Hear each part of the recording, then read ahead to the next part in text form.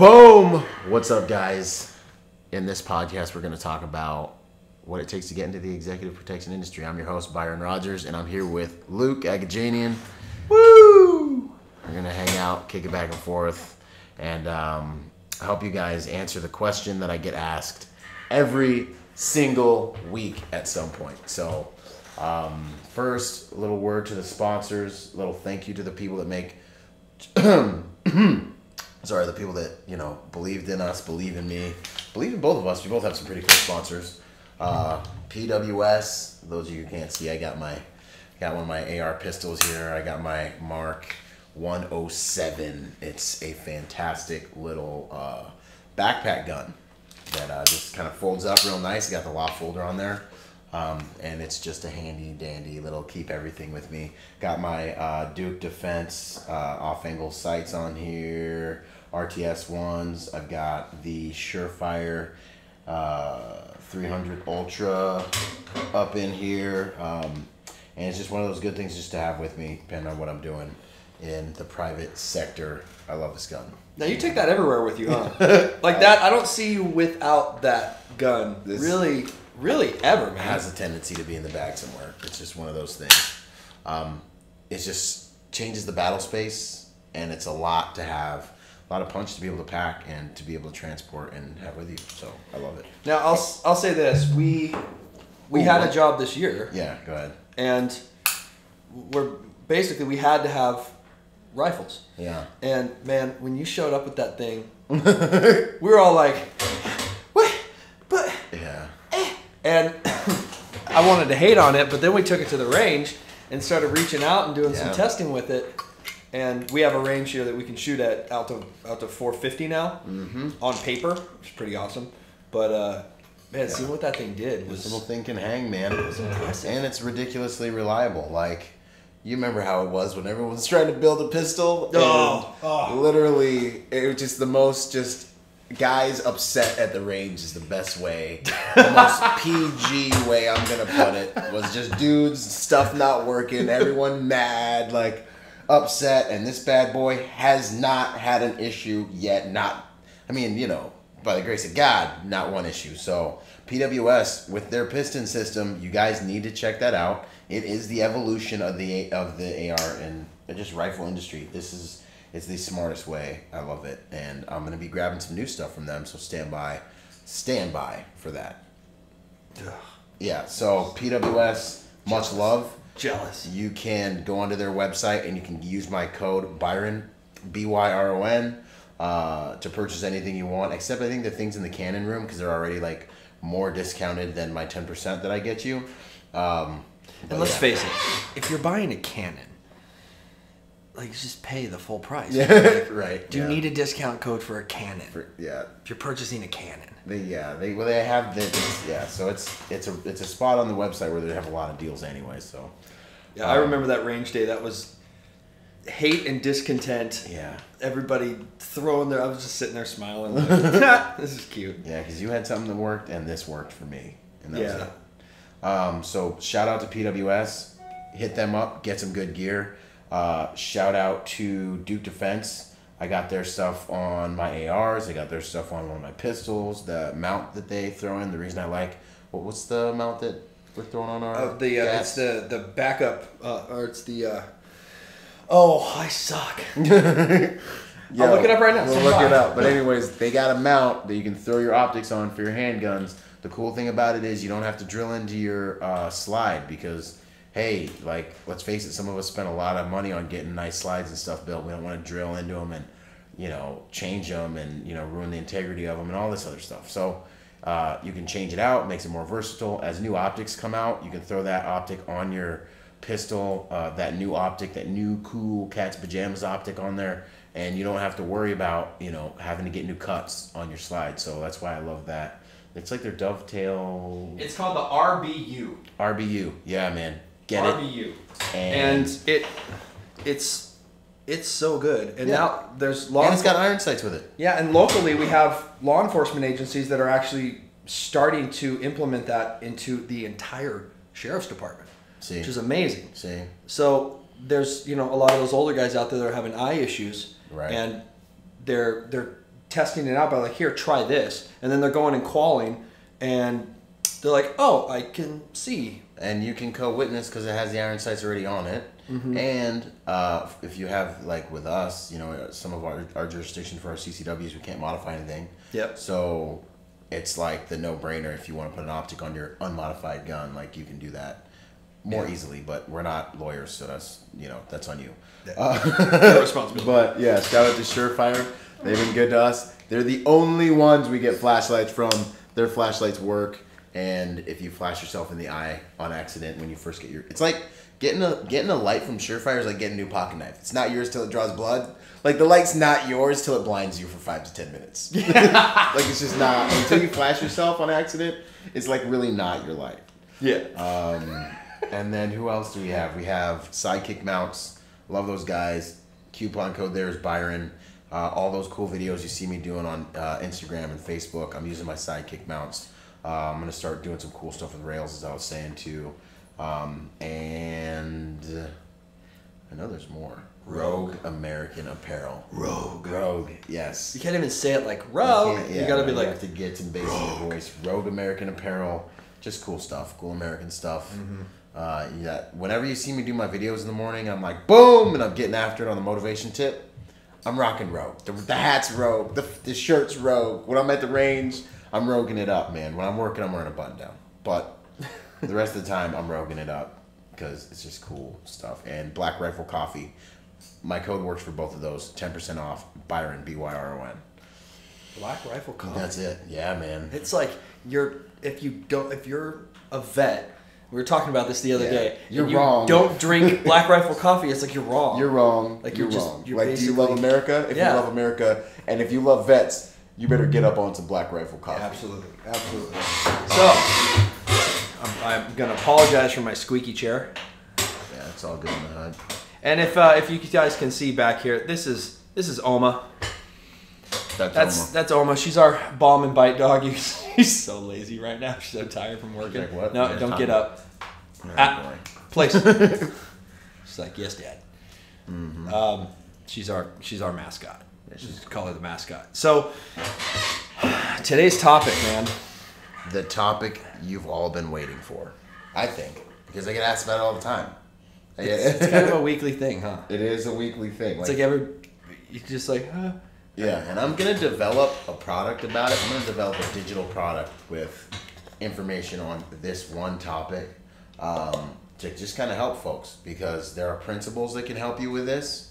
And there are tactics that can help you with this, but those tactics may vary based on your geographic location and your zip code. But the principles are essentially the same, really, you know. And it sounds like kind of a no-brainer, but I get asked this question all the time, so it's not a no-brainer. And there are hacks and ways to make things better and quicker and give you a higher probability of success when it comes to trying to get into the executive protection industry. Byron, how do you get into the bodyguard? And they always start off with that. I mean, should we even start off with the term?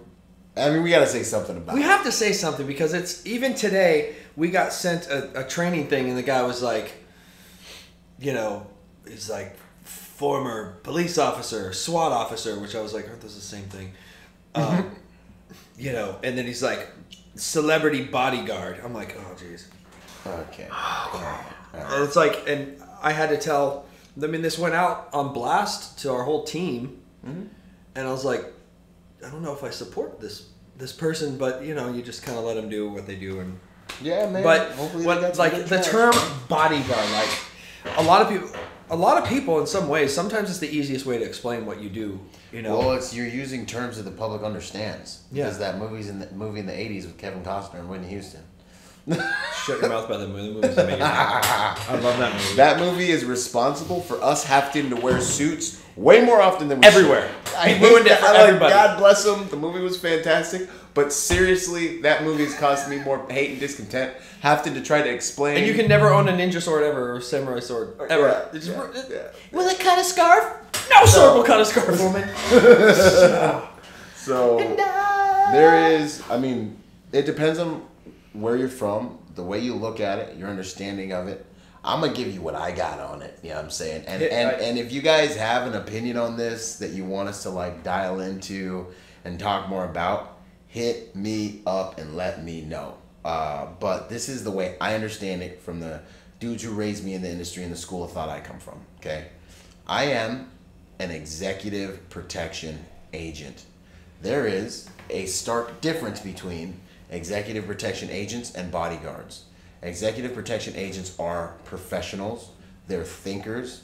They don't rely on bodyguard tactics. A bodyguard is closer to, and you know, I'm sure that we're gonna go to war with the trolls over this. Oh boy. But my layman's understanding of it is like a bodyguard is closer to the public's understanding of it is like a step up from being a bouncer. Yeah, a lot of guys pride themselves on being a bodyguard, but the way I kind of have looked at it, and you know, the way that I kind of approach it is, I'm not a bodyguard. I'm an executive protection agent. My skills range far more than just protecting a body. I'm doing logistics. I'm paying attention to advances. I'm coordinating things with municipalities and other police departments and federal, you know, assets that we have. And I'm vetting people, and I'm even doing like profiling, and I'm doing all kinds of things. I'm an executive protection agent. I'm not just now the bodyguard, the close protection aspect is one compartment of what I do. So I use the term bodyguard whenever I'm explaining what I do to somebody who doesn't understand what I do, and they need a term to help them make an association so that they can, you know, kind of grasp part of what, you know, we're capable of and what we do. So to me, if you just call, obviously I'm not going to get offended because I'm not, you know, I'm a bigger man than that, but I'm just saying like a bodyguard is kind of like a layman's term for what we do. Yeah. There's executive protection agents, and then there's bodyguards. And usually when I run into a bodyguard, he loves being called the bodyguard. He's like, I'm a bodyguard. And I'm like, yeah, you are, aren't you? And it's okay, you know. Got to be who you are in this world, right? Just I don't see anything wrong. Okay, well, kind of going off of what we talked about on the last episode, I learned so much from a guy who he straight up said to me, he's like, I'm the bodyguard. You're the agent. I was like, And this was a celebrity client, you know her, that I was with for a long time. This guy was with them 20 years, bro. 20 years with the same family. Okay, I don't care what you're doing.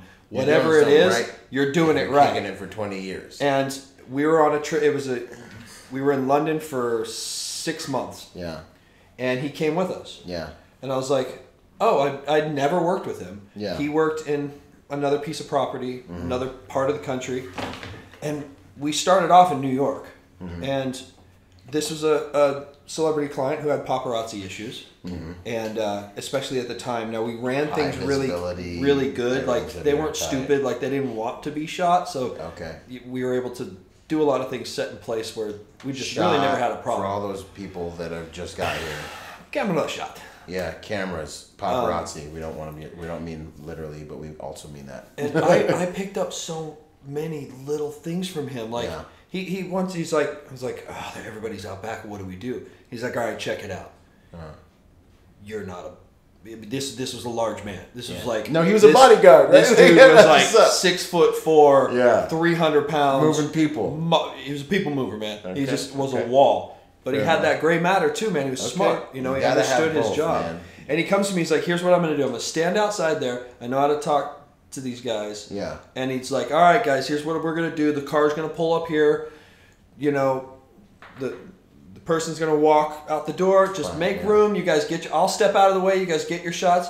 He's out there setting this up. He's Meanwhile, working. I got the driver in the back, and I take her through the kitchen. We get in the car and we bail. Boom. That's some good. And I was like, he's like, "This is what we're gonna," and I'm like, "What are we gonna do?"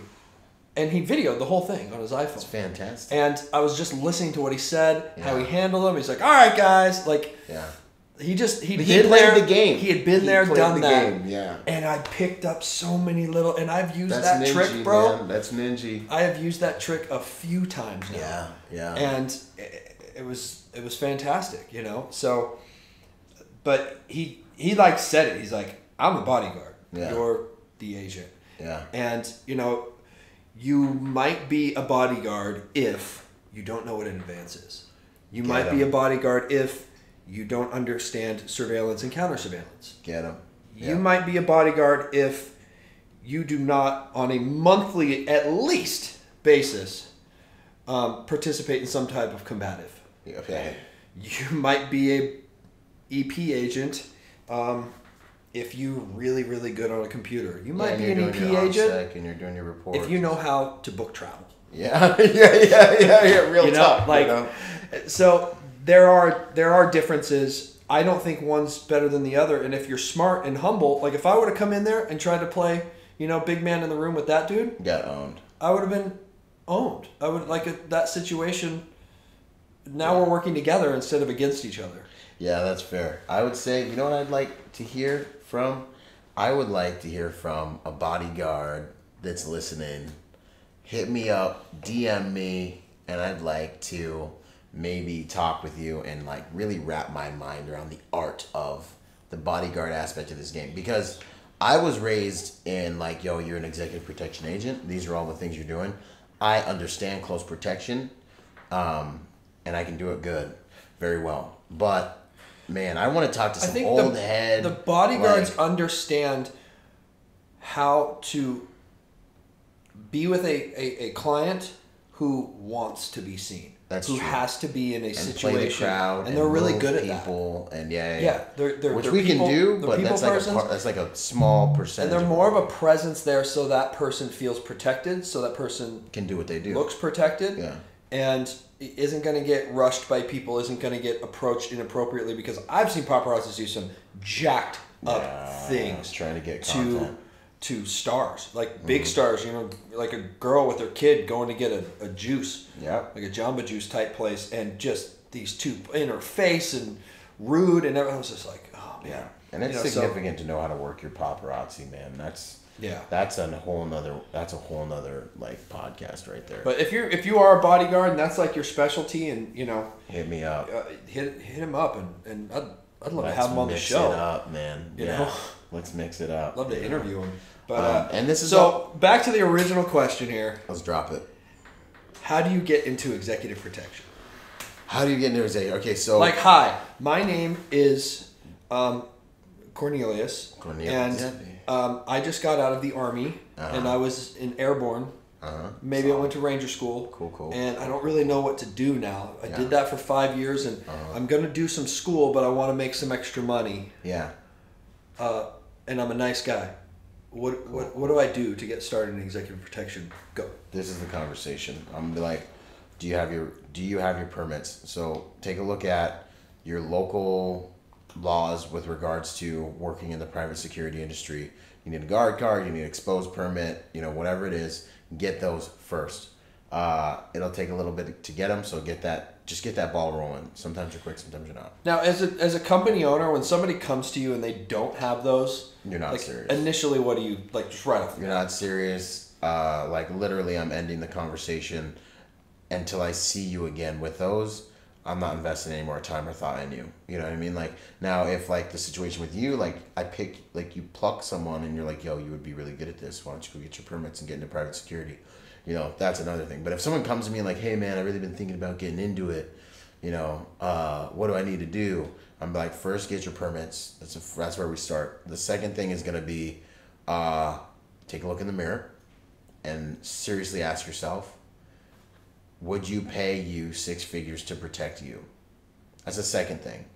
And if the answer to that is a wavery kind of weird answer, or if it's a no, you need to get honest about that. You need to change that. Find a way to change it. Get your martial arts on. Get your firearms training. Make sure you have yourself a full spectrum of training. From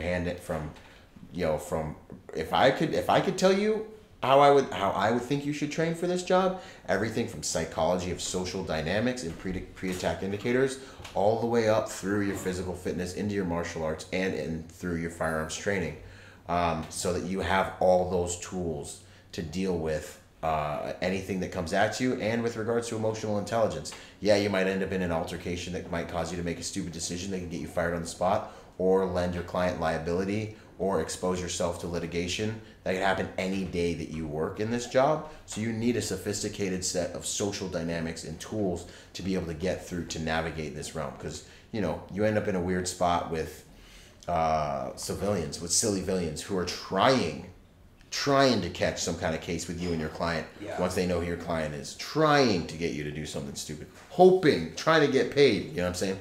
So I would tell you to prepare yourself for all that. I would tell you to realize that this is a service-related industry, so to start to manage your expectations, I would tell you to go read the 48 Laws of Power to understand a lot about the social dynamics. But then the nitty-gritty things, after the permits, I would also say the strategy is apply to every single security company in your area. Ask them, hey, do you guys do executive protection? Do you guys do close protection? And do your research on who's doing it in your area and straight up apply to every single one of those companies. Because what you need to do is you need to build brand equity. You need to build your own. You need to build, like, people need to know who you are. They need to know what you do. They need to know the quality of the work that you do. And you need to build an army of disciples that's going to go find you work. And now the game's a lot different. It's easier to come up and get in the game because you have big companies, you know, like AS Solutions that you have a defined career path. You have all these tech companies that have a security department. You even have churches now that are starting to have a security department.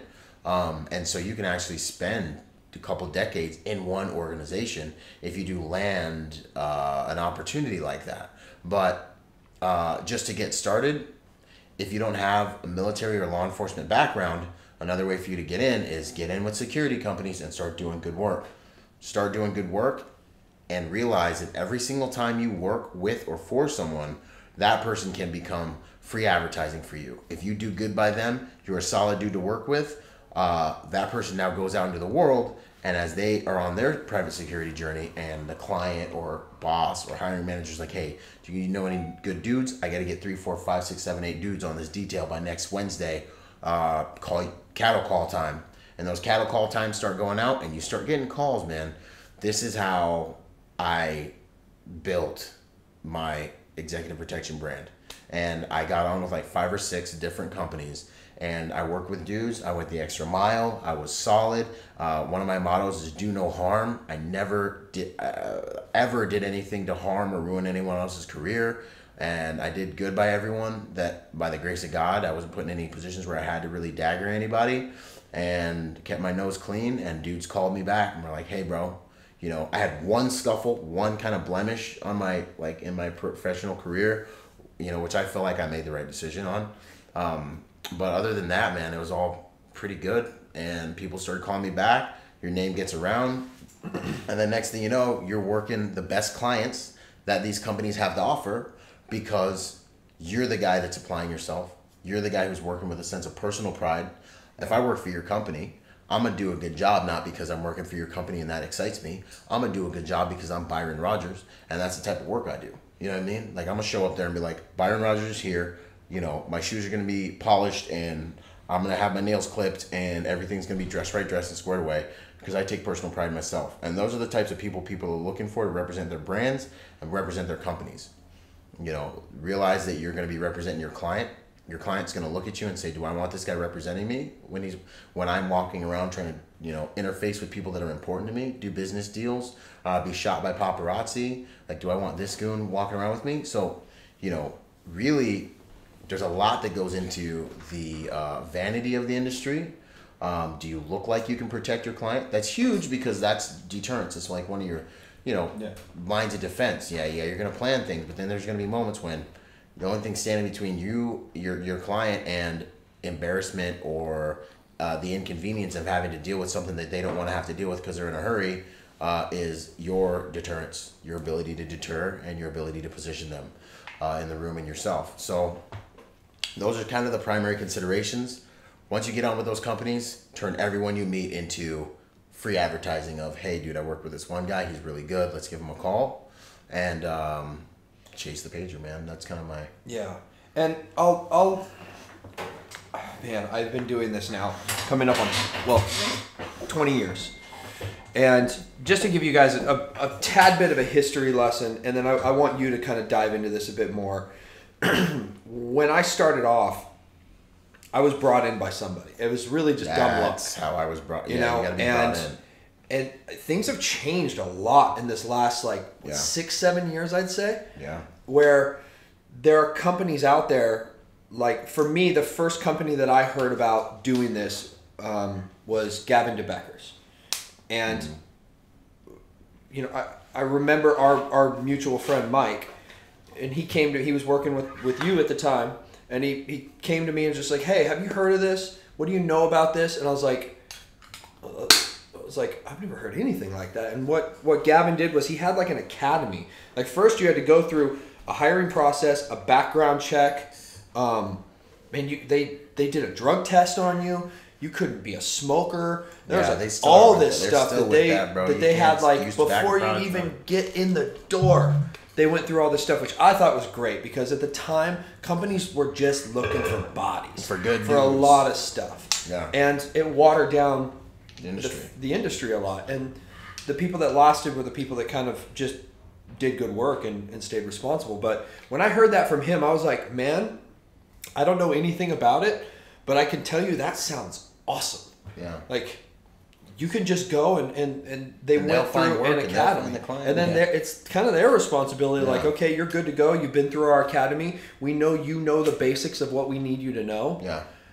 We're going to start you off here, and you might start on a property detail. Yeah. And it was decent money. Like I think Mike started off up north. He had to move and everything, but it was a full-time job. Straight up detail. I think he had benefits, I want to say, or something like that too. Yeah.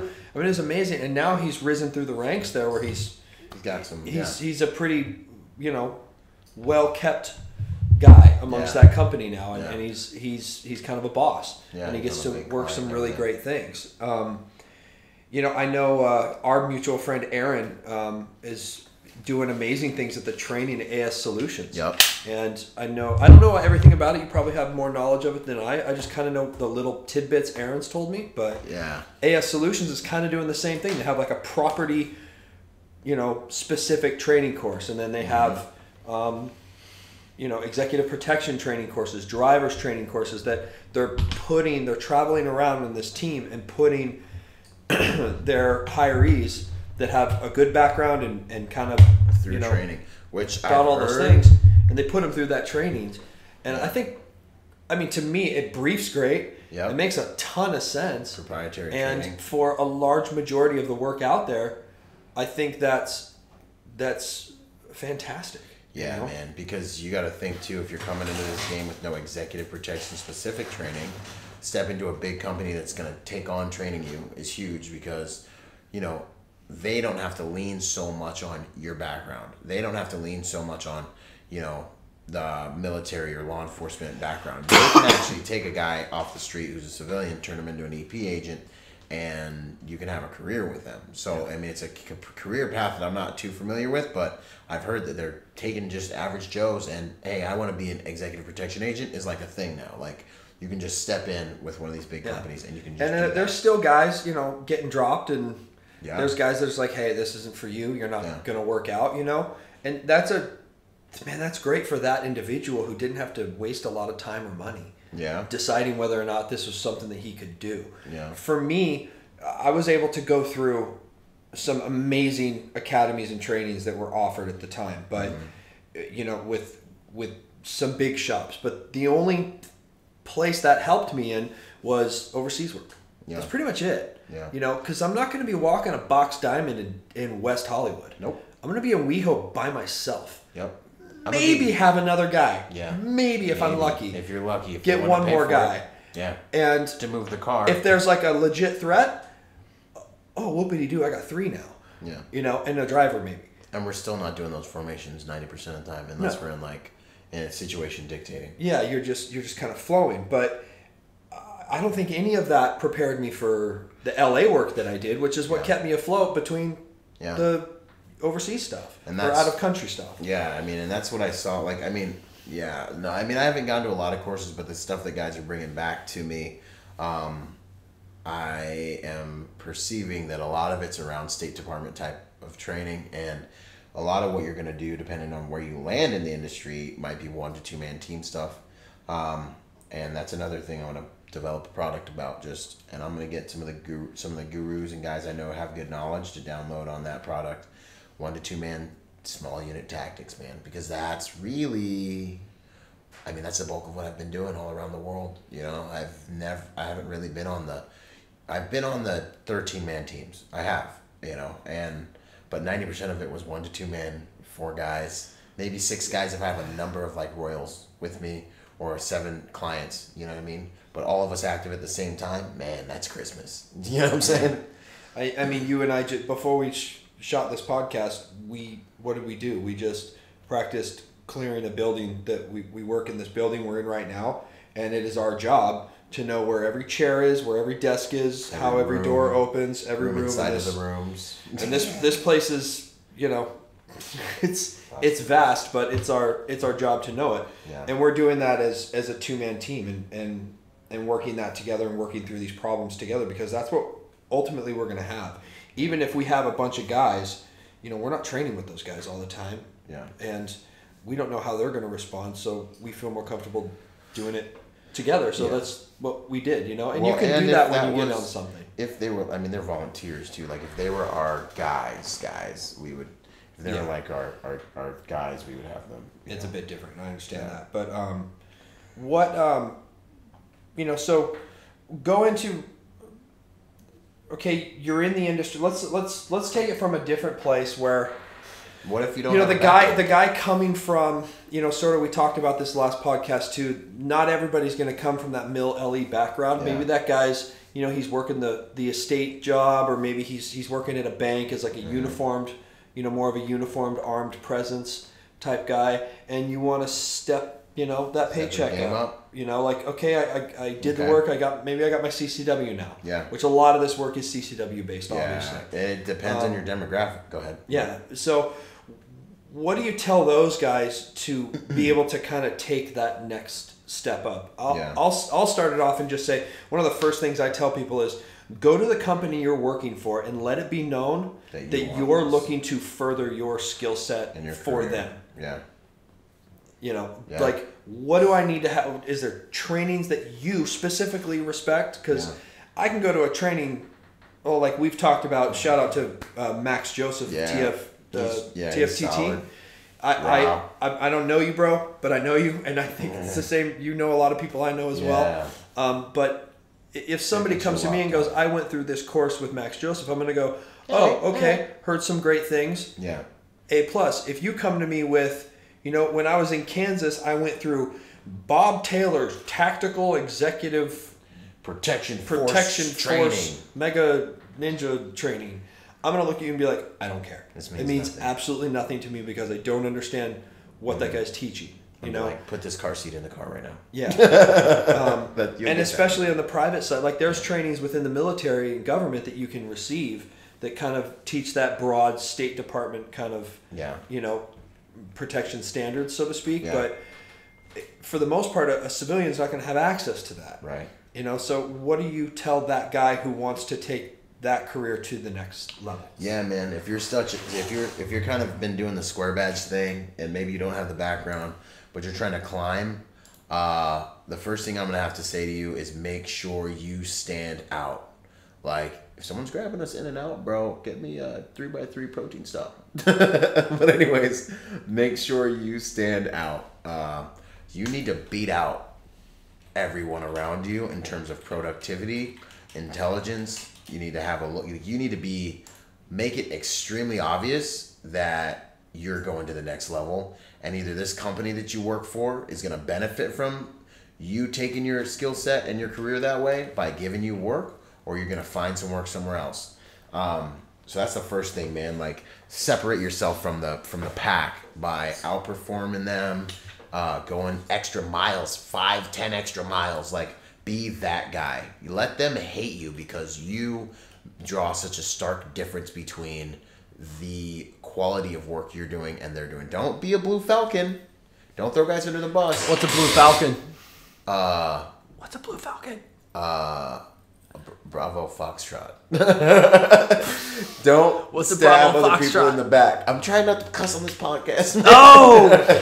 A buddy. I didn't know it was the backstabber. first word. Yeah. So, Okay. you know, it's a military term. It's not quite PG-13. Yeah, it's PG-13. But anyways, Don't be a Blue Falcon. don't stab people in the back. Google Blue Falcon. So, don't be a Blue Falcon and don't stab your guys in the back. But seriously, you need to make it obvious to your employer and to any clientele around there that you are that guy who's going places. So that's the first thing. Let everyone know.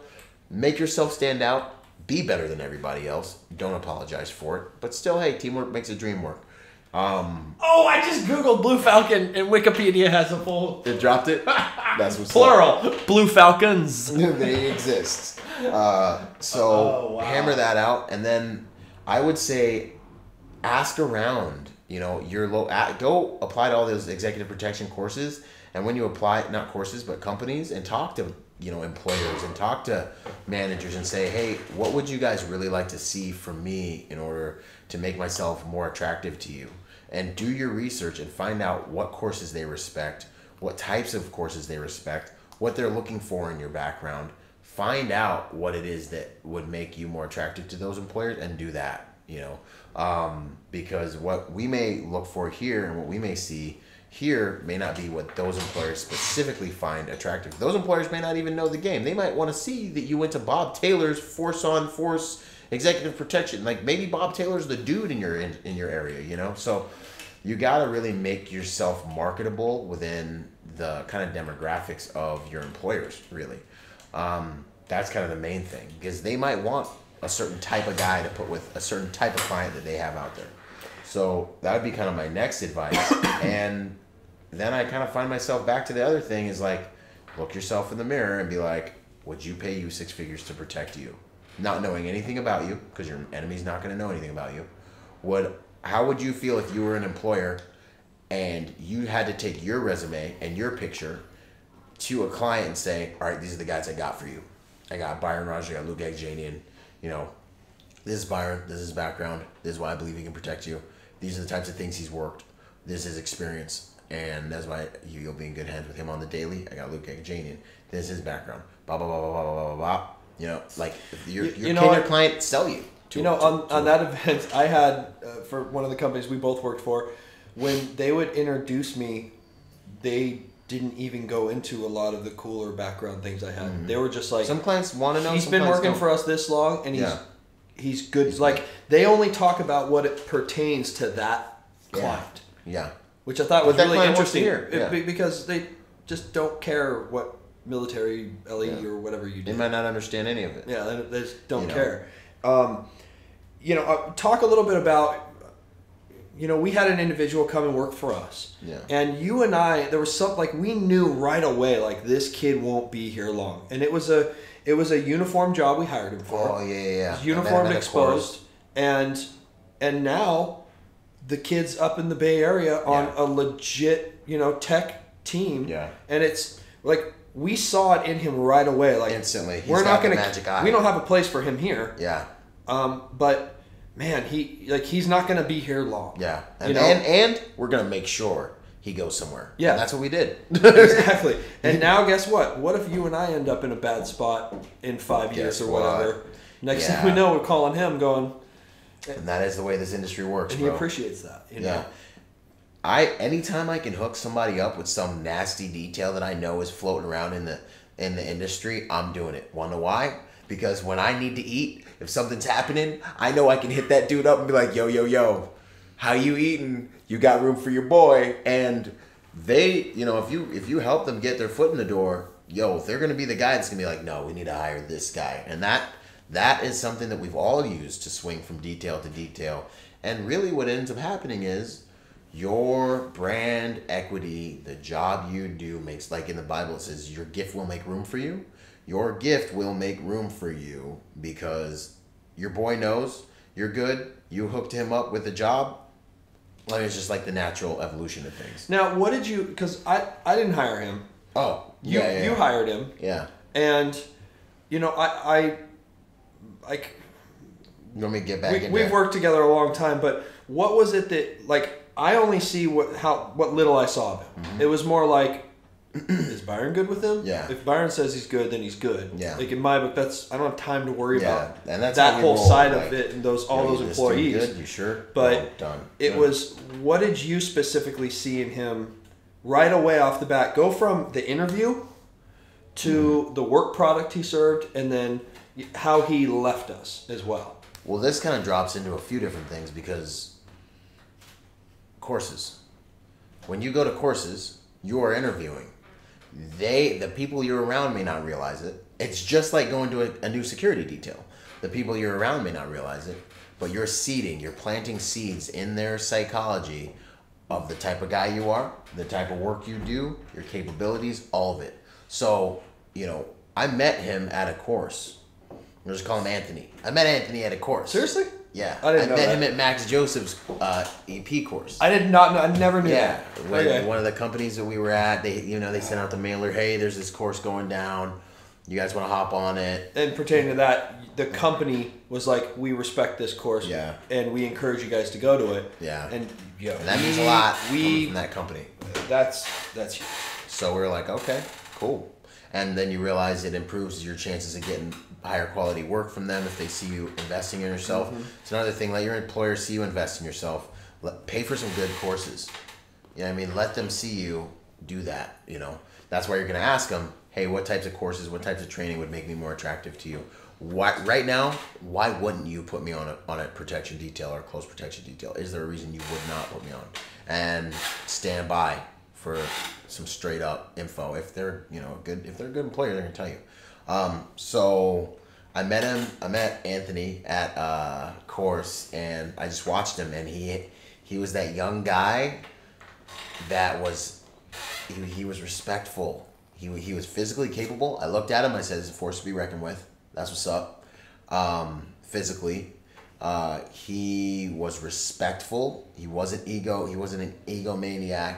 He was capable. He's probably one of the most physically fit dudes in the course. Youngest dude in the course. But respectful, man, this default respect thing can take you so far in life if you can figure it out. Oh my gosh. I'm still working on it. No, but you're right. It really can. Such a huge thing. Huge, dude. And he was respectful. He was capable. He made some little stupid mistakes here and there, but he was able to bounce back. And so really what I saw in him instantly was character that could take him really far.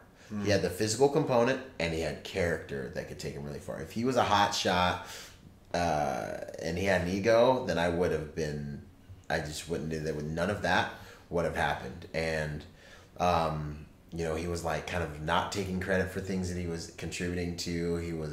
So really what made him stand out was honestly his humility, his character, and the fact that he had it together physically. And I was like, this is a good dude. And then obviously he's a Marine, so he's got the Marine Corps engine in him, which that's a good engine. We spoke the same language, you know what I'm saying? Like we could go ahead and get hard and it was all good, no one's getting offended by anything. So, those were the things that let me know that and there were times in our relationship when I brought him on to work with me where, I had to bring some type of correction and be like, hey, bro, like you made this mistake. In making this mistake, this is how you should deal with it better. Like for example, I believe he was late a number of times. And like, I know that he didn't, like I could tell he wasn't like taking it for granted, but he didn't really apologize verbally. I think he was just flustered and was trying to get to his spot, and he was driving like 2 hours. He was working with me because he could feel that it was a good relationship and something good was going to happen kind of more. And you'll do that in this industry. There'll be some jobs that you'll go on where you're literally just working because of the relationship value. But let me tell you something. Everything that comes in and out of your life, good and bad, is going to come through a relationship. It's going to come through a relationship. And so what I would say in this industry is value relationships over paychecks. Straight up, get this. Value relationships over paychecks. When in doubt, if there's a money thing, don't touch the money. Contribute to the relationship. If it's like an hours thing, should you round up or round down? Round down. Contribute to the relationship. The trust equity that you're going to build in that relationship is going to take you so much farther, because what you have with your employer, you have an employment situation, but really what you have is a relationship. And that relationship is worth hundreds of thousands of dollars if you respect it and deal with it properly. So, there were times when I had to be that guy to be like, hey, bro, you showed up late a couple times, and I don't remember you apologizing for it or anything. And I don't remember you saying anything to the other guys who've been waiting here for you to get here in order to get off post, So my advice to you, and I'm only giving you this advice because I actually, you got the magic eye, Hoyt. Yeah, I'm saying, because I actually care about you, is that if you're ever late, this is how I think you should deal with it, because this is what I've seen help me be successful. The second you walk in that door, you say, hey, I am so sorry that I'm late, and you don't offer any excuses. I don't care if actual grasshoppers actually got machine guns out and attacked the freeway, because guess what? Especially in the private security industry, where you're actually supposed to be planning, you're actually supposed to be thinking ahead. Listen, the traffic, that's something that stops civilians from getting to work on time, good to go. You show up to a security detail late, your client's going to leave you, because billionaires and millionaires don't got time to sit around and wait for Joe Schmo security dude to be late to their meeting, where they might be making a deal that's worth more than the salary that you'll ever make in your entire life. So don't think you're so important to be late for any reason ever. I had details I had to drive 2.5 hours for every single day. I have a great story for that. I was 26 years old, and I got... wait, let me just finish with this dude. So I gave him that correction. He handled it with the right heart, the right attitude. He fixed himself. And when you get correct, when it's a man giving you that correction, when it's a responsible adult person, it's done. The second we get done speaking about it, boom. You do have to repair your reputation with regards to the things that you do after that to prove that you're the man that you allude to be on a daily basis. But, he handled it well. And that also showed me his character, because it was a moment in our relationship where I was like, okay, if I put my name on this cat, because that's always what we're thinking about, right? If I put my name on this cat and I send him somewhere, he's going to do the same thing. We got to get this hammered out before, I send him downstream with my name on him. So, so if he can't handle this and he can't handle any kind of correction, then, I don't know if I can put my stamp on this dude. You know what I mean? Yeah. I was working for, this amazing shop, and I just got back from, I was down south actually, and they hit me up with this job. Hey, you're going to work, and we were working for a Fortune 50 CEO and president of the company. And the CEO was like kind of the big face, big dog. President was sort of more like a COO type guy. Mm-hmm. And I was on him. The detail leader, the person who was on the one guy, was like a mentor to me. This guy was like this. There's a dude like really great. I learned so much from him, you know. Really one of those guys that took me under his wing when I was younger and just helped me out a lot. We had to fly out of LAX to Vegas. I had advanced with actually the director of operations from the company who came in on the detail, because this is a good job, Mm-hmm. And we were advancing in Vegas, and I remember waking up to a phone call early in the morning, and it was basically like, hey, you're now the detail leader. I was like, wait, what? Yeah. And then what happened? And, the guy basically was late, missed the flight, and it's now on you. And that's EP. I was like... That's real EP stuff right there. And I called the guy, and the guy was so gracious and nice about it. He was just like, Luke, you got this? I messed up. I'm like, what happened? He's like, a crane fell on the 405 freeway. A crane fell. I saw it on the news, too, later. I was like, that's a crane in the middle of the... He's like, I've been outside my car for the last 2 hours. I can't do anything about this. And fast forward, I'm still working the client. Fast forward 2 weeks later, and I'd gone to Europe with the client. And he looked at me and he asked me, he's like, hey, how's, so-and-so? I was like, and the company had moved him. He's a great guy, great reputation. He can bounce back when you have a good rep. Yeah. You know, and the company just put him on another job, and he was good to go. Yeah. You know, I said, "Oh, he's on another job right now, sir. He's doing great." He's like, "Tell him I said hi." Yeah. I was like, "Solid." I was like, "That means a lot." With all due respect, what made you decide to let him go and switch back to me? And he just looked at me and he was like, "I don't care what happened. Was his time more important than mine?" That's the and game. Like that stuck with me for a long time. Man. And That's the stuff. The guy still has respect for him. Still held him in high regard. Yep. That's a CEO of a dude he only knew like a month, and he's wondering how he's doing. He took the time to ask me how that individual was doing. Yeah. And, you know, he just wanted to know. But at the end of the day, he was like, "You're not working for me ever again." Yeah. Because it was a big deal to him. That guy ended up late to his flight. We had to push somebody else that was already in the area over to him to get him to the plane and get him out to us on time. And you know, there was legit threats on the guy, so no, he couldn't just move. You know, and so it wasn't like he could drive himself to the airport, pretty much. You know, so it was what it was, and it broke my heart. But it taught me that lesson. Like, it doesn't matter what happens. Like, it's still your fault. Yeah, even if it's not your fault, it's still your fault. Absolutely. Like, if your employer asks you, like, "Why are you late?" That's different. But if you're late, I'm late, I failed, I apologize, I'll do everything I can to not let it happen again. Won't happen again. I want to touch on one more level step up. Let's say, hi, my name is Geronimo, and I am I'm a retired police officer. Yeah. And I've got the CCW stuff, and I've been working the basic kind of, you know, I get called for the parties and for the red carpet event stuff, and I get to maybe work this client for a small trip, or maybe a Royal for a month or two, or something like that. Puts me on but politicians. I want to step up to that level with the company where I get put on something that is going to be a second career for me.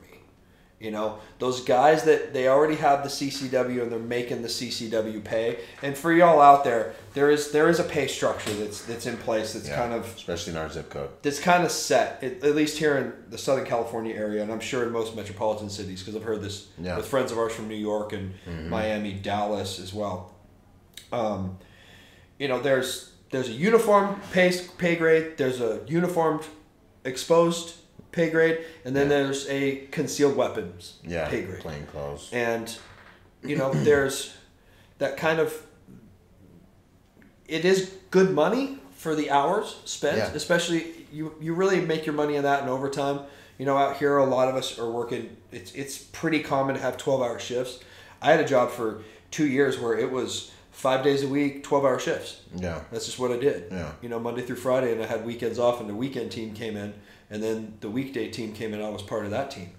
And, you know, so it's real common. But, like, how do you get from being the guy they call for the random little things that companies get, you know, I got a party, I got this, to being the guy that, and you have details that are, you know, full-time guys.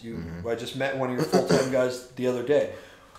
What is it that sets those guys apart from being, you're a part-time guy, I call from time to time, and you can make a career at it, you can make a living at it, but it's not really solid. It's always up and down, to being the guy that you call for the full-time position. Like, what sets those guys in that pay scale apart? Man, it's not what you think it is, I don't think. Like, it's not what people think it is, you know, like, it's not, how do I say this in a way? It's not like, if I'm thinking of a full-time guy that I want on a client, like, really what I'm looking for is the type of person that's going to be able to have the flexibility, that's going to be able to, one, the client's the primary consideration. You know what I mean? Like, who's going to mesh well with this client? You know, what personalities are going to mesh well with this client? But it's really, what I'm looking for is a guy who's got a high degree of social intelligence, a guy who's going to be able to be with that client and flow with all of the little cool things and not so cool things. Is he going to be durable enough to get the calls in the middle of the night and make moves when things need to be done? Is he going to be durable enough to go and do all the different weird things that need to be done? So like you could have a career in law enforcement and be one of my guys that I call every once in a while. And when I call guys, something happens. Like there's dudes I call that are ready to make a play that literally I'll call them and they'll be like, "What do you need?" Boom, yeah, and they'll move heaven and earth, and they'll get there, and they'll get that on that detail, and they'll make that happen. And it was really valuable to me when I was able to listen to guys that I interview and talk to and try and give work to, and I realized what type of guy I was. You know what I mean? What type of guy we were, me and the other like our kind of close group, and realized, man, my employers probably really enjoyed having me because they knew that if they had a need, I would make it work. I'd make it happen, and that's why I got called a lot, and there's other guys you call that are like, well, what's the pay, what's the hours, and they're asking you all these, like, they're grilling you about little things, because the paycheck's more important than the relationship. Stop. If you call me, if I call you for work, like, hey, I've got a job, and you come to me and you start questioning me and what my team does, and the best was, remember the guy who was like, he started questioning our tactics? I'm like, have a nice day. There's certain specific questions I expect an intelligent agent to ask. You know what I mean? Like time, dress code. What's the threat level? What am I dealing with? Basic stuff. But when what's the rate? Comes out is totally like, but as somebody hiring, you're offering that information right up top. Yeah. If you call me and you start saying things and questioning me, like with inappropriate questions, or start questioning my team or the company or the way we do things, I'm instantly going to hang up the phone on you and delete your number from my file and never talk to you again. Because at least for me, and for what I'm doing right now, I can be picky. Mm-hmm. Yeah, I don't need bodies. I don't need that. I need the right guys, not lots of guys. Yeah. And I got 100 other dudes that would love to be working with this team and have the opportunity. So it's not a thing, but man, the guys that call in and do that. Yeah. It drives me like you just nuts. I just feel like there's an attitude of like entitlement sometimes with some guys, and then like I just remember how hungry I was in the game. I remember how hungry I was to get on jobs. So like, my employer tosses me something, I'm all over it. I'm gonna do them a solid. I'm gonna get the work. I'm gonna get the experience. I'm gonna put it on my resume. Yeah, I mean, or I won't put it on. I'm just gonna get it. I'm gonna go do it. And I mean, like, don't be so humble that you're just not. Like, I need to know some information, like what you're doing, the training you're doing, where you come from. But I don't need to be over. I don't need you to upsell yourself, And I sure as heck don't need to be talked down to. Like, well, what are you guys doing? What are you offering me? You remember the guy that called you about the job here? Come on with it, bro. Yeah. Just go ahead. I'll just leave it there. I was talking to this dude.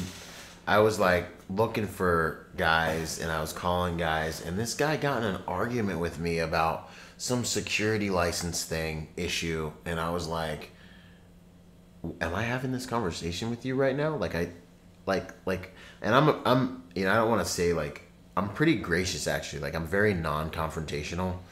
So I think I got more mad than you did. He frustrated me by the time I got to talk with him because he was so legalistic and so like, oh, well, you need to do it this way and you guys need to do it that way. And I was just kind of like, bro, I'm trying to get you work. I have all my things in order. I know that because I've been in the industry for 10 years. And I have a huge corporation behind me making sure all of this is perfect. Do you want to come in for an interview or not? And he was just like, well, you guys need to do it this way because I just I'm studying for my this and my that, and I learned some new things, and I need to tell you about them. And I was just like, okay, cool. Thanks. And he, click. Yeah. So, you gotta have your ego in check, and you gotta be humble, and you gotta be there's a certain spot where you're in where you need to be hungry. You know, like when I got called for work, especially when I was coming up in the EP game, like I was getting on that work. Like I was working, and I was making moves, and I was doing favors, and that was always my approach. And unfortunately, I don't see a lot of guys like that out there. A lot of guys I talk to are kind of like, okay, well, like just lackadaisical, haphazardly, kind of like entitled about it. And I find that to be... And they don't get work, do they? And they don't. No, I just they don't. I politely get off the phone with them, and they're just like home with their families, and like, yeah, I'm doing the family thing. I'm like, cool, do it. That's what's up. Enjoy. Because this industry can be hard on that too. Yeah. But yeah. So that's kind of my thoughts on that. Okay. Well, I guess to give you a more succinct answer, if you are coming from a good background and you're looking to really get into the industry, I would say approach it as an empty cup. Realize that you do have a career. Some things in your career will help you. Some things in your career will hurt you with regards to what you are trying to do in executive protection. So show up to your detail and to your employer and say, look, man, empty cup, humble. And because the reality of EP is what was right at your last detail ain't going to be probably right at this new detail. And so, like, you have EP executive protection principles that you can implement on various details, but then you have executive protection tactics that literally change every single client that you have. Then the client changes what they want every single month. So it's like learning in dog years. You leave a detail and come back 3 months later, everything's different half the time. Some of them, you know what I mean? So really kind of approaching it with, having an empty cup and being like, hey, I'm here to learn this game. Because executive protection, it does have its own finesse that it requires. It does have its own art form. Yeah. I think, well, you can't be a cop. There's a company, large company called the Steel Foundation, and they had, I forgot his exact position, but he was a pretty high up guy. His name was Curian Fitzgibbons. And some of you guys out there might know him or remember him. I heard he's still doing great things up in the Bay Area right now. Okay. One of those guys you meet and just instantly you respect him. Mm-hmm. And he's polite and he's professional, and he was a great person to work for. I got to work for him a lot. He was one of the first guys at a young age that put me into a supervisor role within that company. Curian wrote up this thing on their website that was basically like kind of like a "Are you right for executive protection?" Right. And what he had said was like, there is nothing out there, there is no job out there that prepares you for this job. That's the truth. And I think maybe the closest thing to it could be, could maybe be the Secret Service.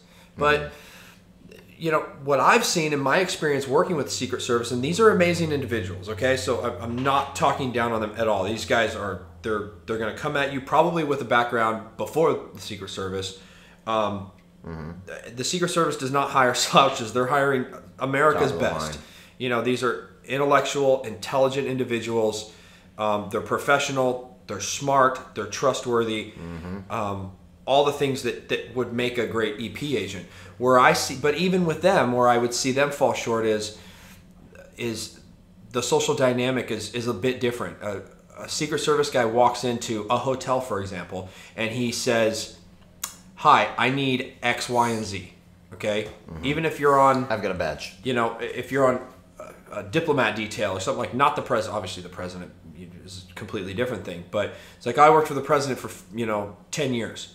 Okay, well guess what? Now you're by yourself and you're not telling people what to do, you're asking them if they can do this for you. That front desk person is like your agent, is your client for that 5 or 10 minutes. Exactly.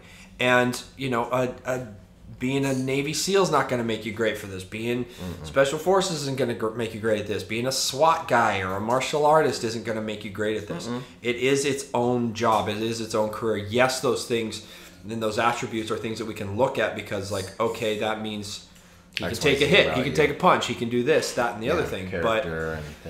But it's still not everything. And you and I both know a lot of people that died that we thought were going to be fantastic. Guys that just died in this industry and got axed. Yeah.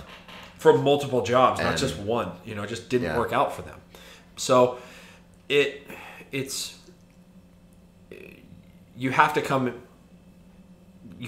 to it with that type of mindset, knowing that like this is a new world. This is something I don't understand and I need to have a better understanding of. And if you look at it like that, I think you can be, successful. Can be in it. But the other thing I look for, and I kind of going back to that last question I asked you with the how do you take that step up? For me, I think the biggest thing is your social skills.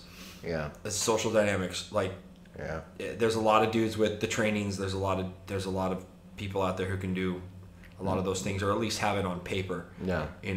But are you somebody who can get along with a client for a long period of time? A long period of time. In close quarters. Are you trustworthy? Yeah. Like, that doesn't get talked about enough. Yeah. I have been in situations where I've had suitcases full of cash. I've had suitcases full of cash. And next thing I know, an auditor from the corporation comes in and goes, I need to count your less cash. I'm doing an audit on you and your team. I was like, are all my ducks in a row? Like, and all these check-in is, are you skimming? Yeah. Did you throw 100 to that guy, but you said you threw 100 to that guy, but maybe you threw him 20 and pocketed 80. Yeah. That happens all the time. A lot. And this industry is small enough where if you do it, you're done. You'll be done. Real Ricky T. Especially with social media now. I got the access even to Google trying to get into the executive protection lifestyle group, and I got dudes hitting me up being like, yo, watch out for that dude because, and I have to make a decision like, all right, cool, Yeah, so I think for me that's a huge one. Can I trust you? Are you going to backstab me? Are you going to backstab the team? Are you going to steal? Let's talk about. Are you going to try and steal a client? Steal the client. Are you that guy? Oh, man. Are you that guy? And I've seen that go bad. And because, you might get that client. Maybe. And it might last. A year. But when that year's up. Fickle, man. And you need work. And you got that client. And they don't want you anymore. And everyone knows what you did. You need to keep your nose clean, man. Because it's feast or famine already in this industry. You know what I mean?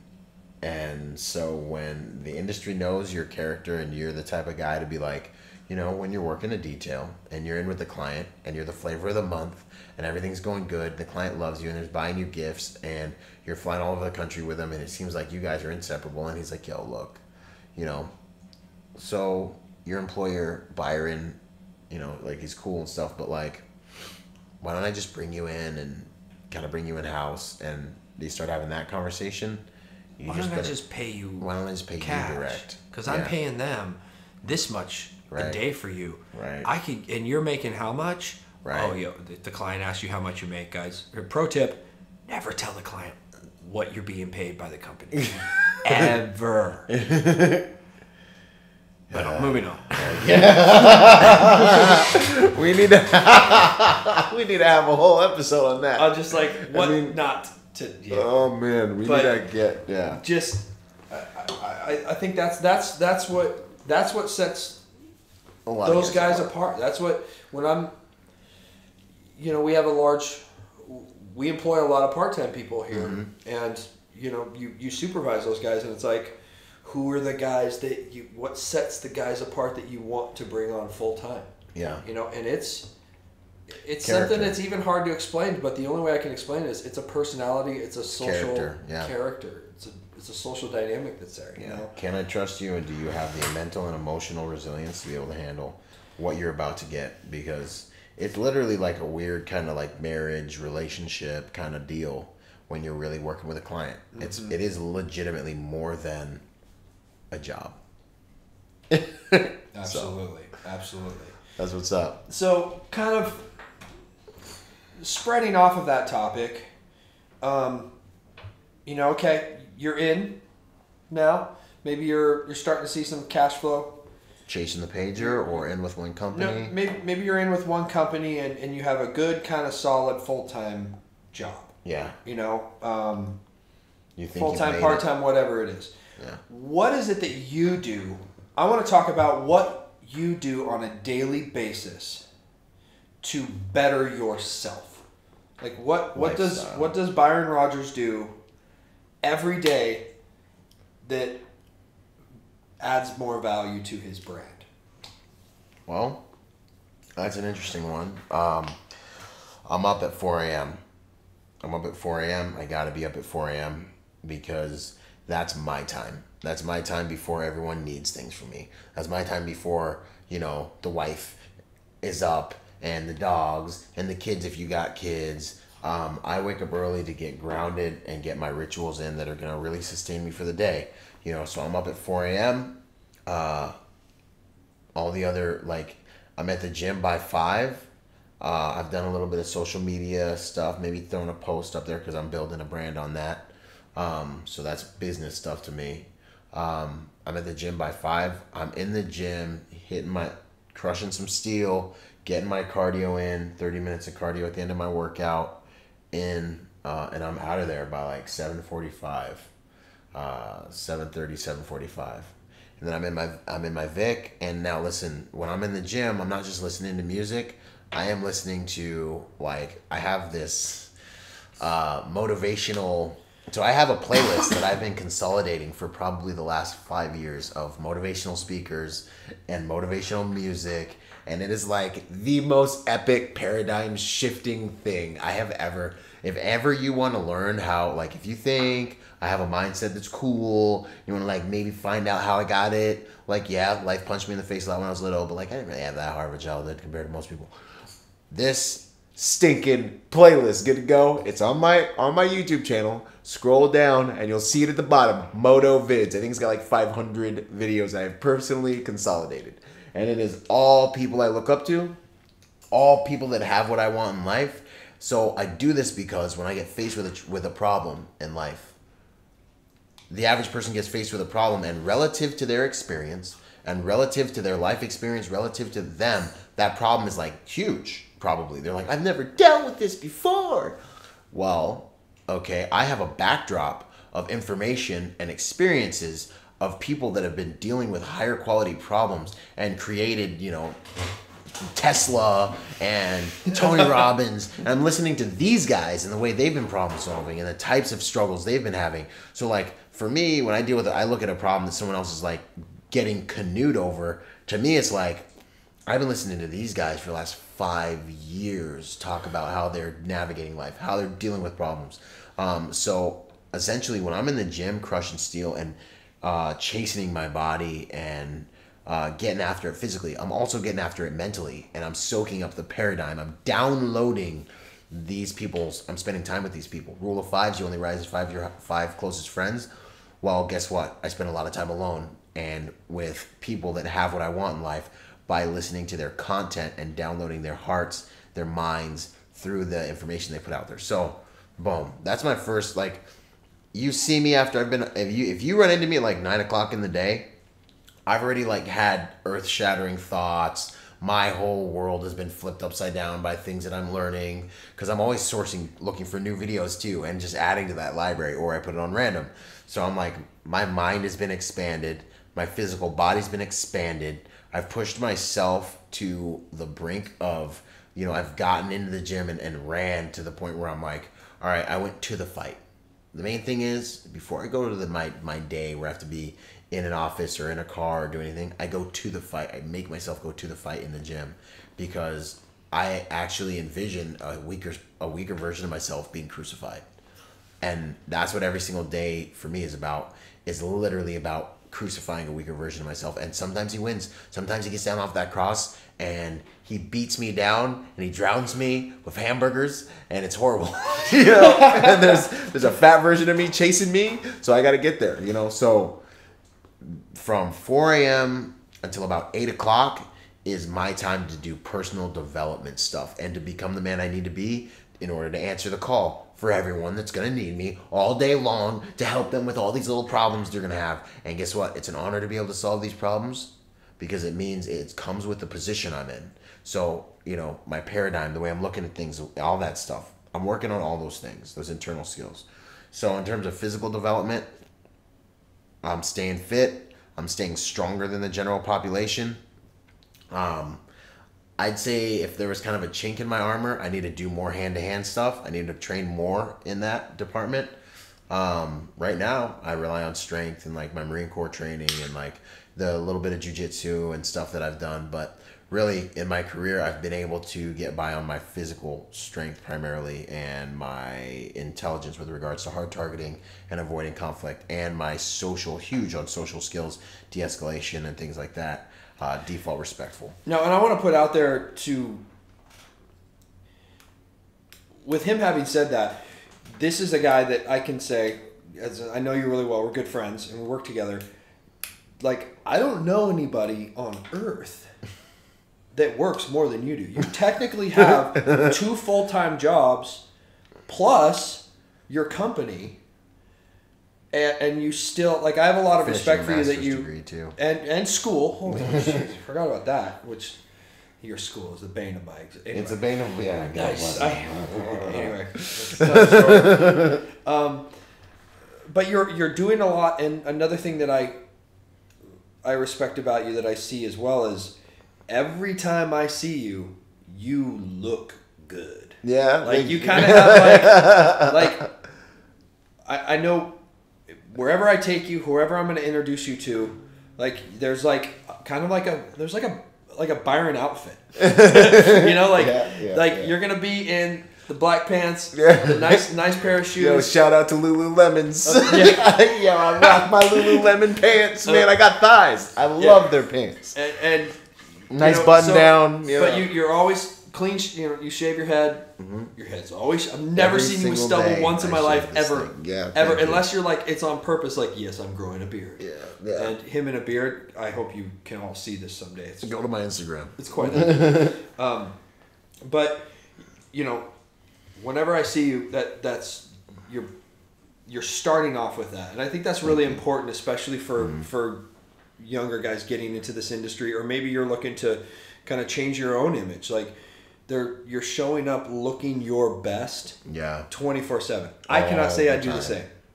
I just don't. But I'm in a different, you know, I don't work as much as you do. Yeah. I don't work as many hours as you do. I'm in a different season in my life. I've done that. Mm-hmm. I've done that hard work, and I'm kind of like reaping the benefits now. Mm-hmm. But I also don't make as much money as you do currently. Mm-hmm. You know, if you want to call it, because I don't have 2 jobs, but I have 1 big job. And that's my responsibility, you know. But it's that going to the gym, it's that discipline that you have with that kind of structure that you lead. And sometimes I'll call you for like a training, and you're just like, "Can we go a little later?" Because I know you want to get that in. And sometimes I can go later, but other times I'm like, "No, dude, we got to do this." We got to do this early. Because I have stuff to do as well, and I need to get out. I need to get after it and get out. You know, it's something I've always respected about you, something that is definitely sets you apart from definitely other guys we work with, you know, and we'll be in a different country, jet lagged out. Mm-hmm. Maybe we went out too late last night or something like that, and you'll show up and I'm just like, dang, unshaved, scruffy McGufferson, and my tie's crooked, and I'm like, I'm so tired. And then here comes Byron, looking all peachy, and I'm like, what? And you're like, yeah, and I worked out this morning. I was like, yeah, that's true. Dang it. I mean, most of that, you can Marine Corps, thanks for that, you know, because once we start, all those hygiene things, no matter what, we had to maintain, you know. And there's a lot to be said for anytime I leave the house, I am my brand. You know what I'm saying? Yeah. If you see me, you're seeing Byron. You're seeing my brand. And that sense of personal pride is something that has taken me places, you know, and I've gotten crap from a lot of my dude friends, you know, that like, you know, they'll be like, "Do you have to do all that before we leave the house?" I'm like, "Yeah, bro, I do, man, personal pride." And, you know, I'm a black guy, so I always want to make sure I'm bringing that average up, making the black dudes look good, you know what I'm saying? Because there's enough black dudes out there that don't make us look good, and those are the ones they like to put on the news. So, you know, I'm trying to give everyone positive interactions with me because I represent every single culture segment I'm a part of. And also I represent my brand. So that's a very deliberate thing, man. I don't go out of the house. I don't even go out of the house in my pajamas. You won't see me. I'm always dressed and ready to do it when I leave the house, you know. And, you know, we all do things differently. But, yeah, that is a discipline that I maintain deliberately. Yeah. It's something I've it's something I've picked up from you, especially working full time with you now, where it's like, maybe I'm gonna throw a nicer shirt on today. Or I mean, as you guys have seen from the last video, I had the opportunity to dress very casual. No shame in the game. The Jordans, I got the Air Force Ones on right now. It's that's the swerve. It's this job that I'm currently in. I can kind of get away with it. We can kind of do what we want. We can kind of get away with it, and be comfortable. And that's sort of the look of the job too. We don't have to. I mean, every once in a while we got to throw suits on, but it's rare. But this is how we. What about the rest of your That's your day, and I know you go into work and stuff like that. But what else are you doing throughout the week to better yourself? A week doesn't go by without me going without banging, man. Like, if I'm also gonna be at the range at some point in the week. Probably in the course of a month, I'm firing anywhere from 600 to 800 rounds. Between hitting the range once or twice during the week and then hitting a match at the end of the week. Dude, you're doing more than that. Yeah, probably. I guarantee you're doing it. Probably, yeah. I bet, I'm making sure that if my hand touches my weapon, it isn't the first time I've done it that week. And I have the level of efficacy, which is ability to wield that weapon at a level of skill that's going to limit negative exposure and litigation and anything like that to me and my client. I want to be a skilled workman that needeth not be ashamed if I can take it back to the King James for you real quick for a second. That is my goal, you know what I mean? Because there's people that are counting on me, to be able to deliver when literally a very small percentage of individuals can deliver. So, on the weekly, I'm hitting the range too, and then even in the car, I'm resurrecting dead time by listening to audiobooks or, really listening to audiobooks or talking with you about business or talking like there isn't a moment, honestly, in the course of my day when I'm not productive. And there almost isn't a moment when I'm not doing 2 or 3 different things, but you have to make sure you use your focus correctly. But I am very deliberate with my time, very deliberate, and I can do a lot by the grace of God. My dad's like this too. My dad's ridiculously high drive, high funk, gets a lot of stuff done during the course of the day because I know, hey, look, we're gonna die in 10 minutes. We're spending life together, and after this, we're gonna die, and that's the reality of life. I don't think a lot of people realize. I know what it's like because I've had a near-death experience or two, in Iraq, and got blown up and thought it was over. But I'm telling you, how long did high school feel? How long did, college feel? Felt like 10 minutes, bro. You're going to be on your deathbed in 20 minutes, and you're going to be like, that was so fast. You look into the eyes of a 60-year-old, they're going to tell you, I feel like I'm still 30 in here.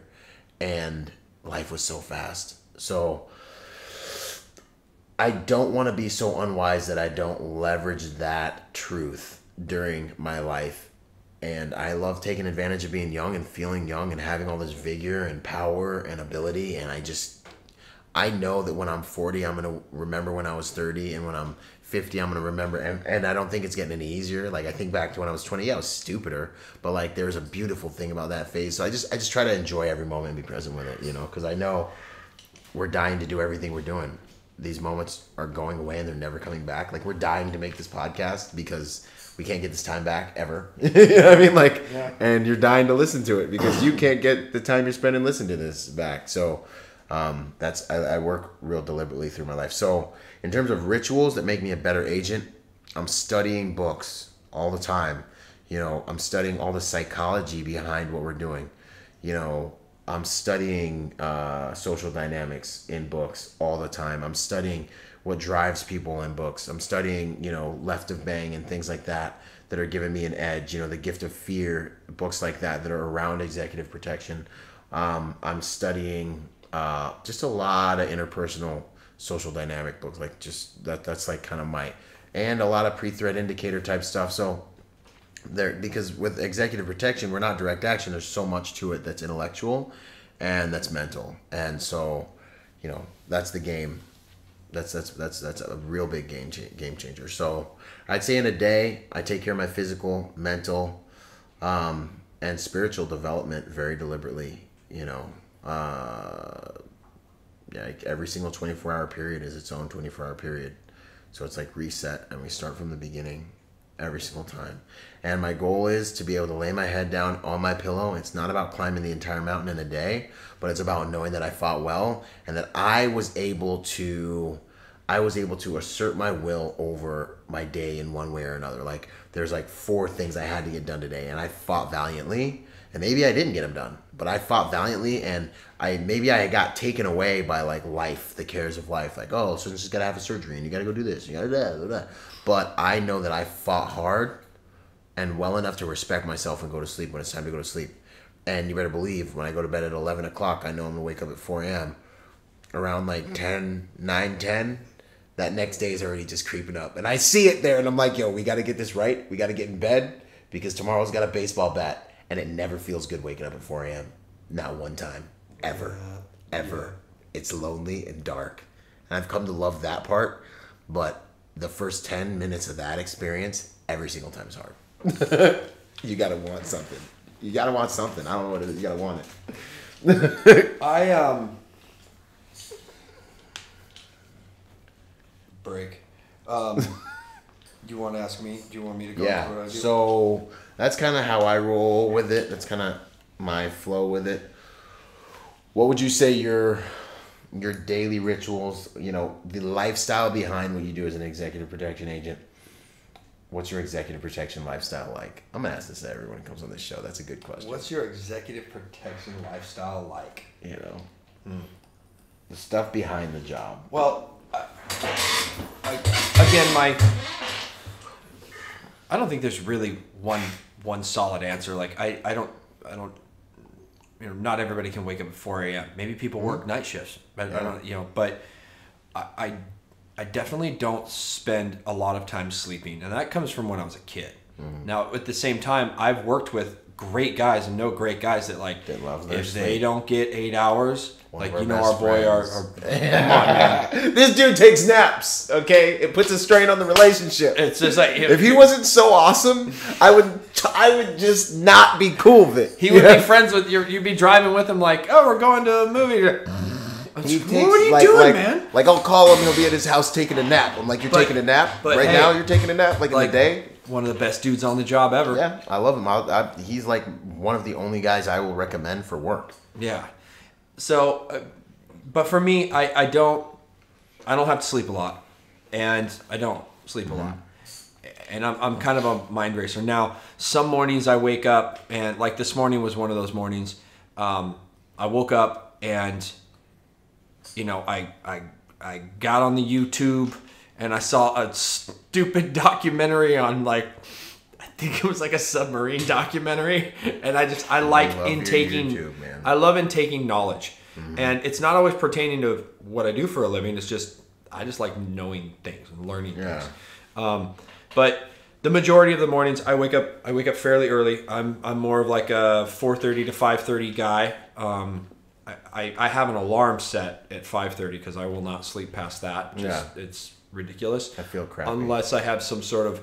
Sometimes I can tell when my body needs the rest. Like if I come back from, you've seen me come back from some trips, and it. You'll see it in me. I got bags under my eyes, and I'm stressed, and it's I'm just hammered and wiped out, And I do need that rest, and I just will turn the phone off. But even on those days, it's like a 6, 7 a.m.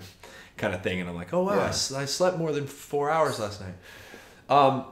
But for me, what I'm doing is at least 4 to 5 days a week. I'm doing some type of combative. And,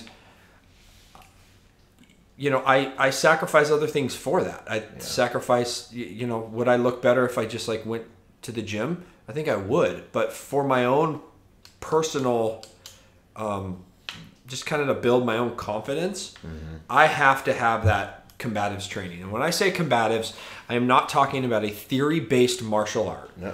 I am talking about martial arts. Don't upset people, bro. But I am talking about martial arts that, thanks to the internet and television and the UFC, we know what works and we know what doesn't. Yeah.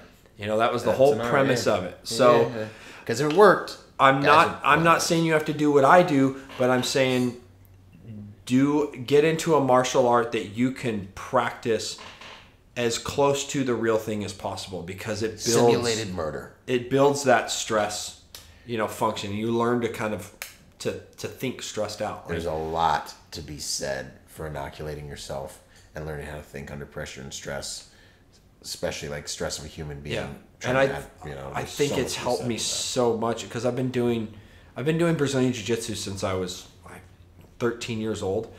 Yeah. Man, that helped me so much. I'd imagine so, yeah. It just, with everything, it was like once I got into shooting, and utilizing it, I was able to just relax and take in more information than other people. And I don't think it was because I was such a great shooter. I think it was because I was used to thinking under pressure, being combative and thinking under pressure. Yeah.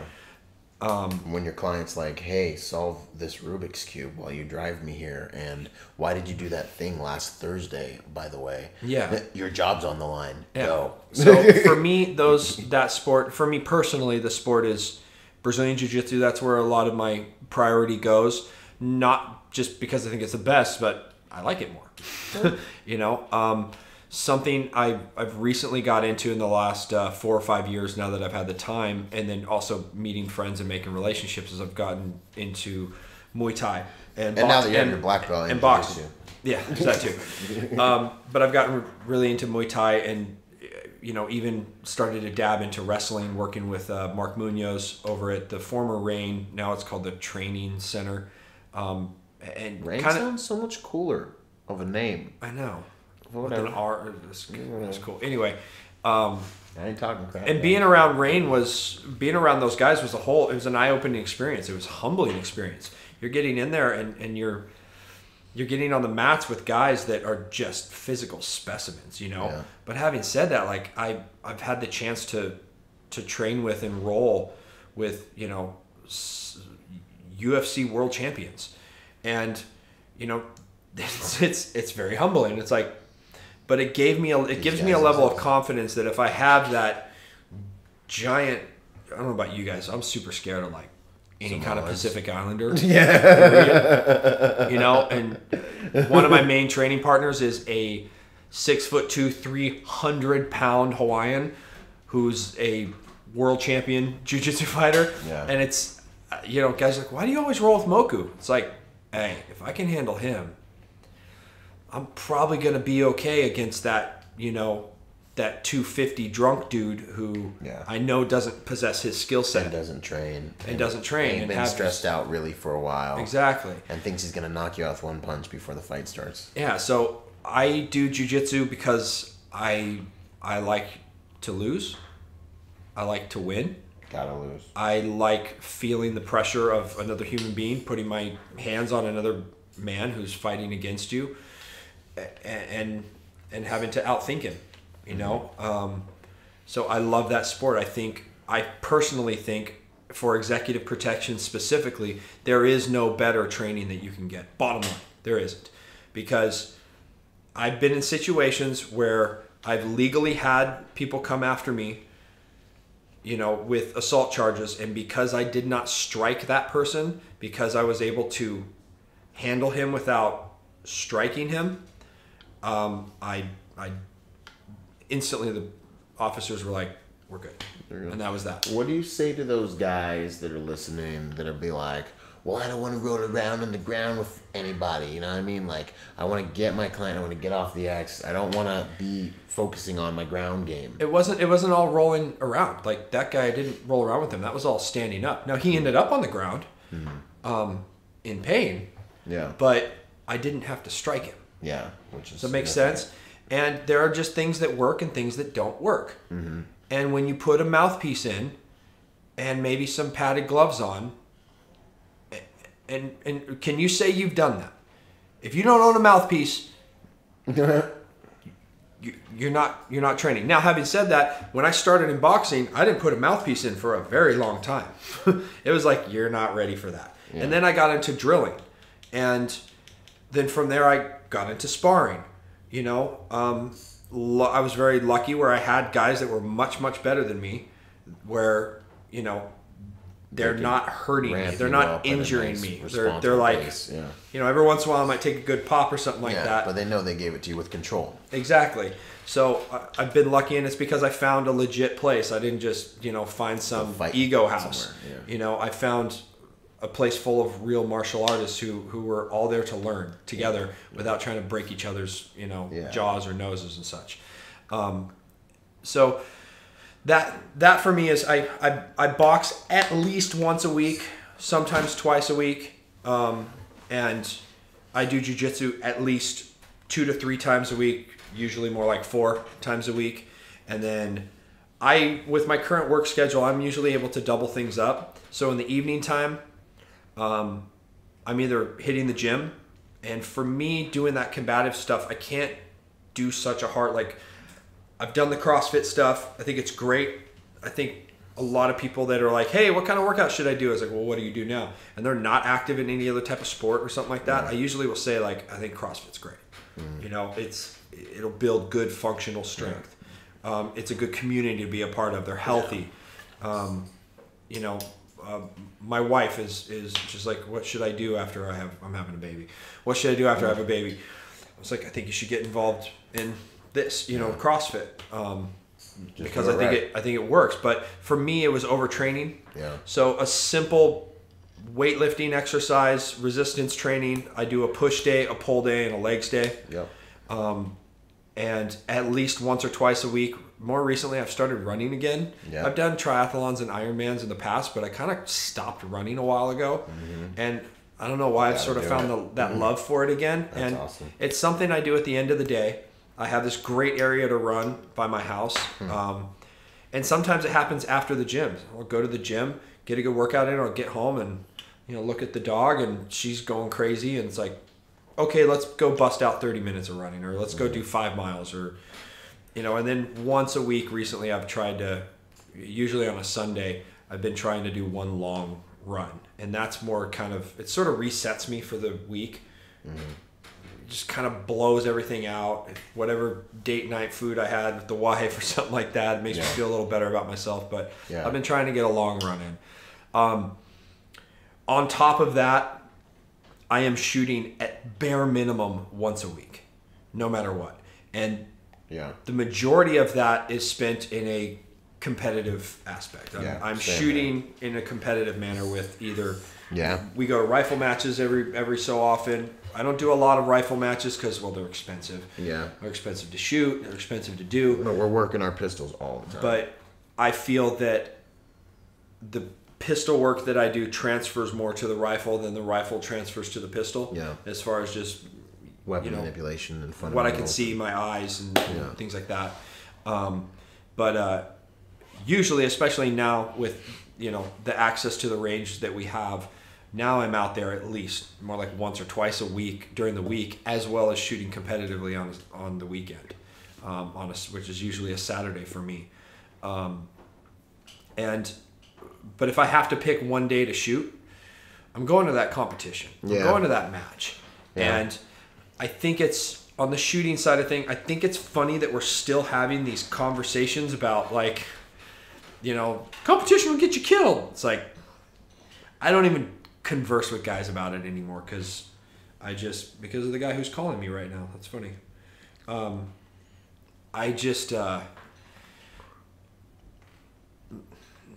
Okay, you know, I'm just gonna put it on to guys who are better at talking about these things, but I would say maybe go check out, you know, guys like Mike Pannone, you know, your buddy Aaron Baruga. Go see what those guys have to say about competitive shooting. If you want to have that argument, go have it with them. But for me personally, that is my most added value. The 200 plus rounds I get in that match, I learn way more about myself. My skill set grows way more. Sometimes I do use that match to train. Like, if, you know, maybe sometimes I go shoot the match with my CCW gun, you know. But for me, what I get out of that has a lot more value added than just like hitting the range or acting out a tactical scenario. When I go to the range, all I am doing is practicing my marksmanship fundamentals. That's it. Tactics, that's a whole different thing, and that's based upon my job, Situation what I do. Like you and I today, we're practicing tactics. We didn't have to fire a shot. We didn't have to play dress up. We didn't have to act it out. We took our AO and we worked tactics, and we built some new tactics. And after this podcast, we're going to go do it again and do it again and do it again. So, I would just recommend, guys, that, I know not everybody has access to, the ranges or maybe the matches that we have here, but the USPSA is go to practice score all over the place. It's very easy to hit their website and find a match in your area. And I would say just get out there with your gun and a simple holster and a double mag pouch and go have fun. It's so much fun, and it's so much fun to get involved in. And I understand that it's kind of scary. It is scary for the first time. But you will learn so much from it, and especially nowadays, it's something that's respected. Like if you go to a boss or a client and you say, I'm a competitive shooter, that company understands. Nowadays, they know what they that appreciate. They know the fact that you're that proficient. And they know that you're probably at a higher standard than the average, course guy. Like all I do is, I take tactical courses, like 4 times or 5 times a year. That is not enough to further your skill set. For you to really, because training is exposure. It's just exposure to skills. It's not what gives you the efficacy. It's repetition that gives you the efficacy, the actual ability to master a skill set. These courses are just exposure, and I got that from Shaw, man. What's his name? But anyways, he had a meme. I'll throw him in here somewhere. His name's not coming to me, but and don't get me wrong, I think there's stuff to learn in those courses for sure. 100%. Like there's things you can take away, but when I go to a course, I'm usually looking for a course that, at least for me and my current proficiency, like I think I'm master. Yeah, I'm a master class IPSC or USPSA competitor. I'm A classified in a few other divisions, but I think with PCC is what took me up to that, which kind of bummed me out. I wanted to do it in limited, but I'm still a student of that, and I'm not as aggro as some guys are with it. But I love competing and I like the competition, but it's definitely not my life. I don't really compete for fun. I'd rather go spearfishing, But I do look at competing as a job. I do look at it as this is something I need to do because I know it makes me better and it prepares me for this. And that's just through my own personal experiences with it. I look at a tactical course or as a course, and I'm looking for something I'm going to learn. So I'm going to pick up some type of tactics from, or I'm looking for a course that is doing something or giving me the opportunity to shoot in an area or with people that I don't have access to all the time. So. One of the courses I went through most recently was with Mike Pinot. It was a low light course. I don't have the access to shooting in the dark all the time. And so it's like, we work in venues where the lights can get shut off. I've been in a venue with a client and had the lights shut off. So I was like, oh. I took the course I wasn't going to the course thinking this is going to make me a better shooter. I went to the course going, I am here to work on my low light skills, skill set, and I took away a lot of things that I know I can go to the range and practice. And practice, why am I not practicing, strong hand more? I saw those weaknesses in the course. I took notes on them. And guess what? My next range day is going to be, working on those weaknesses that I found for myself in the course. Skills, So, that's pretty much kind of my week in a nutshell. And that's what I do for me. I think everybody's different. I don't think one of our friends in this industry does the same thing. Kind of thing. I think everybody's a bit, we have friends that they're just really into kind of athletic type workouts and CrossFit. And that's kind of all they do. We have some friends that all they do is, weightlifting and jiu-jitsu. And they don't shoot very much, but they shoot enough and they're proficient and they do get better. But I can definitely attest to this. There is a massive difference between the guys that I see that are competing on a regular basis and we know guys that shoot 2-3 3 times a week at the range, and they're going through thousands and thousands of rounds. And then there's the random guy who shows up to a match with us every weekend, but he puts his underwear hours in. Yeah. And it's like... And he's banging, and it sucks because he's not that cool, but he'll outshoot you. Like, is 3 Guns better than... I mean, 3 Guns is so much better than... we have a friend, his name's 3 Guns, and he's Mr. Put in the underwear hours. He never goes to the range because he can't. Yeah. But he puts in his underwear hours, he practices at home, and then he comes to matches. And think of how many solid, cool-looking dudes we know that 3 Guns will just smoke. He'll hurt them. He'll smoke them. And it won't look cool when he does it. No. That's the worst part. Not even. He's our thinker. He's our smart guy. You know, he's not like the cool, sexy guy. You know, but he'll smoke them. But I'd rather have him on my 6 than all those guys playing tactical. You know, just on Instagram, tactical cool guys. No, I know, it's true. And you know what's funny is he did it on 600 rounds a month. Yeah. Those guys are going through 600 rounds a day. Yeah. Playing dress up. So there's just facts out there that I have seen in my experience where, like, I see what works and what makes guys better. I see what's made you better. You know, you have surpassed a lot of your peers in a very short amount of time. And I was like, well, what is he doing different? Dude, you're competing. Hanging out with you and the guys like Chris Scale. Yeah. You guys that's your guys' fault, man. You know, like you guys, I've been just blessed with a good group of dudes that took me under their wing. Well, and I think every IPSC USPSA match offers individuals like that. That's like, true. You'll find the guys, and somebody will grab you and take you under their wing. They just will. That will happen. And when they do, you just shut up and listen. And you do it for a while, like a couple years, and then you start making your own decisions. Yeah. And then next thing you know, you're passing it on to other. That's what I've gotten to do. You see that new guy, and you're like, all right, dude, check this out. Yeah, for sure. So, but that's pretty much my kind of schedule in a nutshell. I think something that's important to talk about as well, and I'd like you to dive in on this is within that, you know, you have to make the time for family. You know, if you're married, if you have kids, there are priorities there. But having said that, then it's your responsibility to find the time to better yourself. Make the time. You know, I'm kind of in a way lucky enough to have a wife who is a lawyer and works like 40, 50 hours a week. But, you know, no matter what, Friday night doesn't matter. Unless I'm out of the country.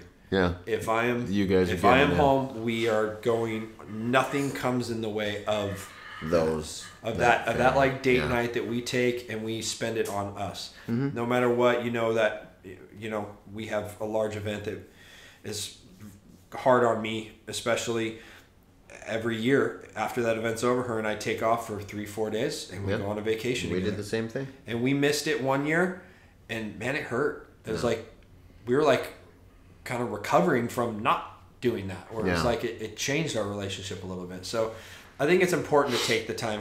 What do you do to kind of find the time? Because you're married. Yep. You've been married a lot longer than me. Yeah, about 8 years now. You know, how have you, and you've been traveling the world. How do you kind of make the family that priority while still leading that EP lifestyle?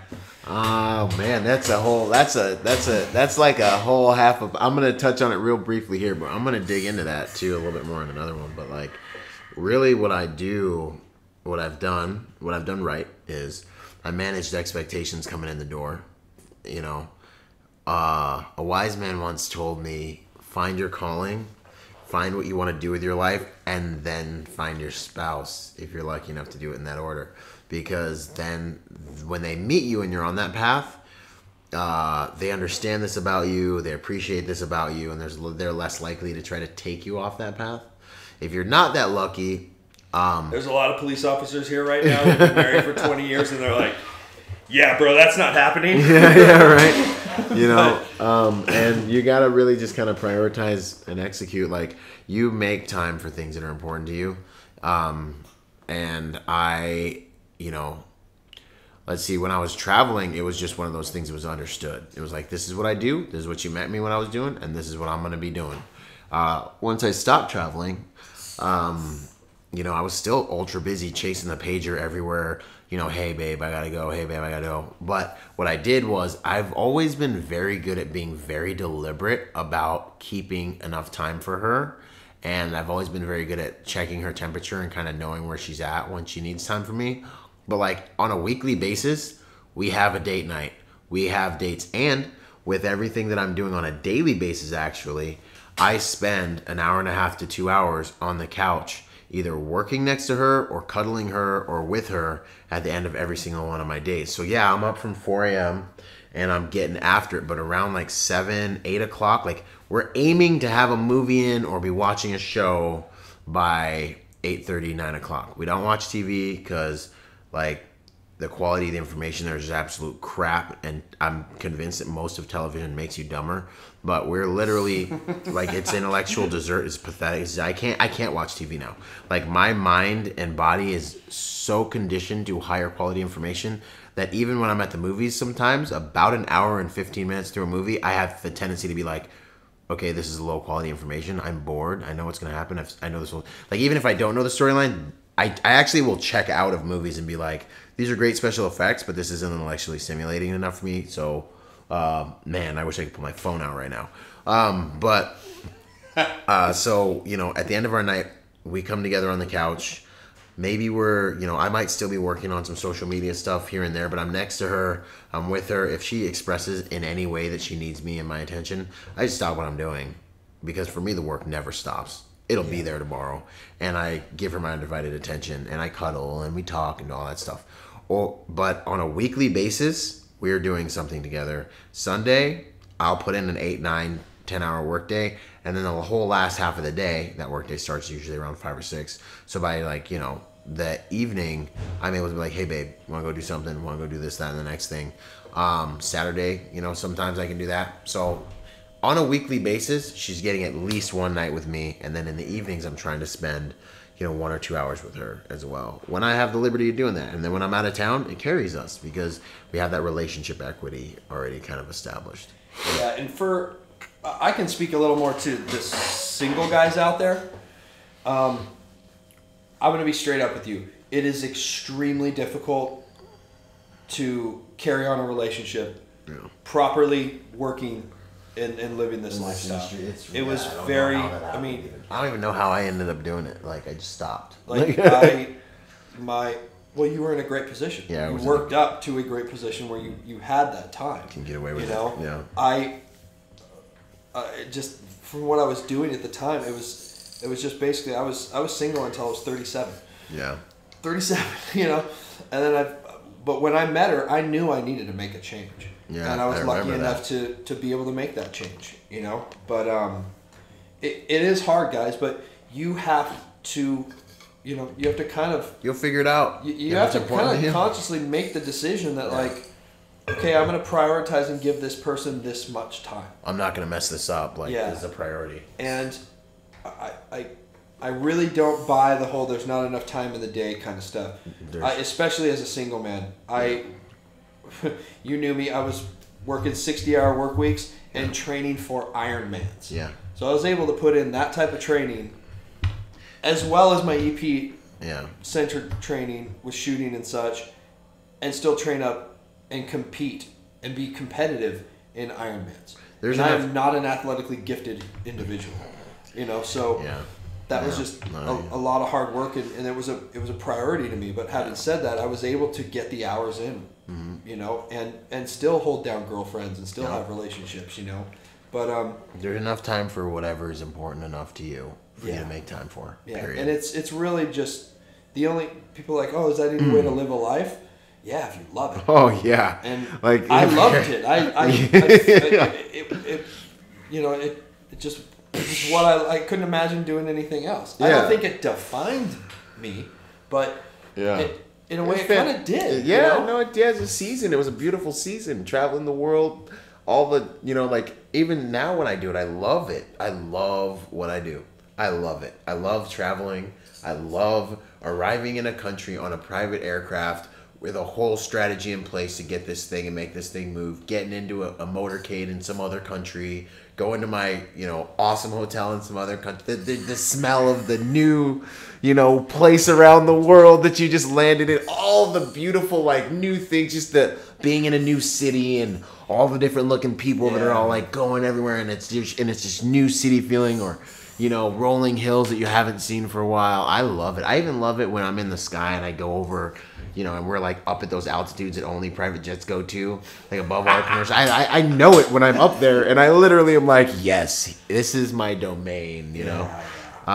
It's just a beautiful thing. It's beautiful. It's finding. I think you really have to find a person. Now. I have seen guys fall hard in the industry because of their relationships. Like my wife understands the stress that's on me, and it's like I really put it like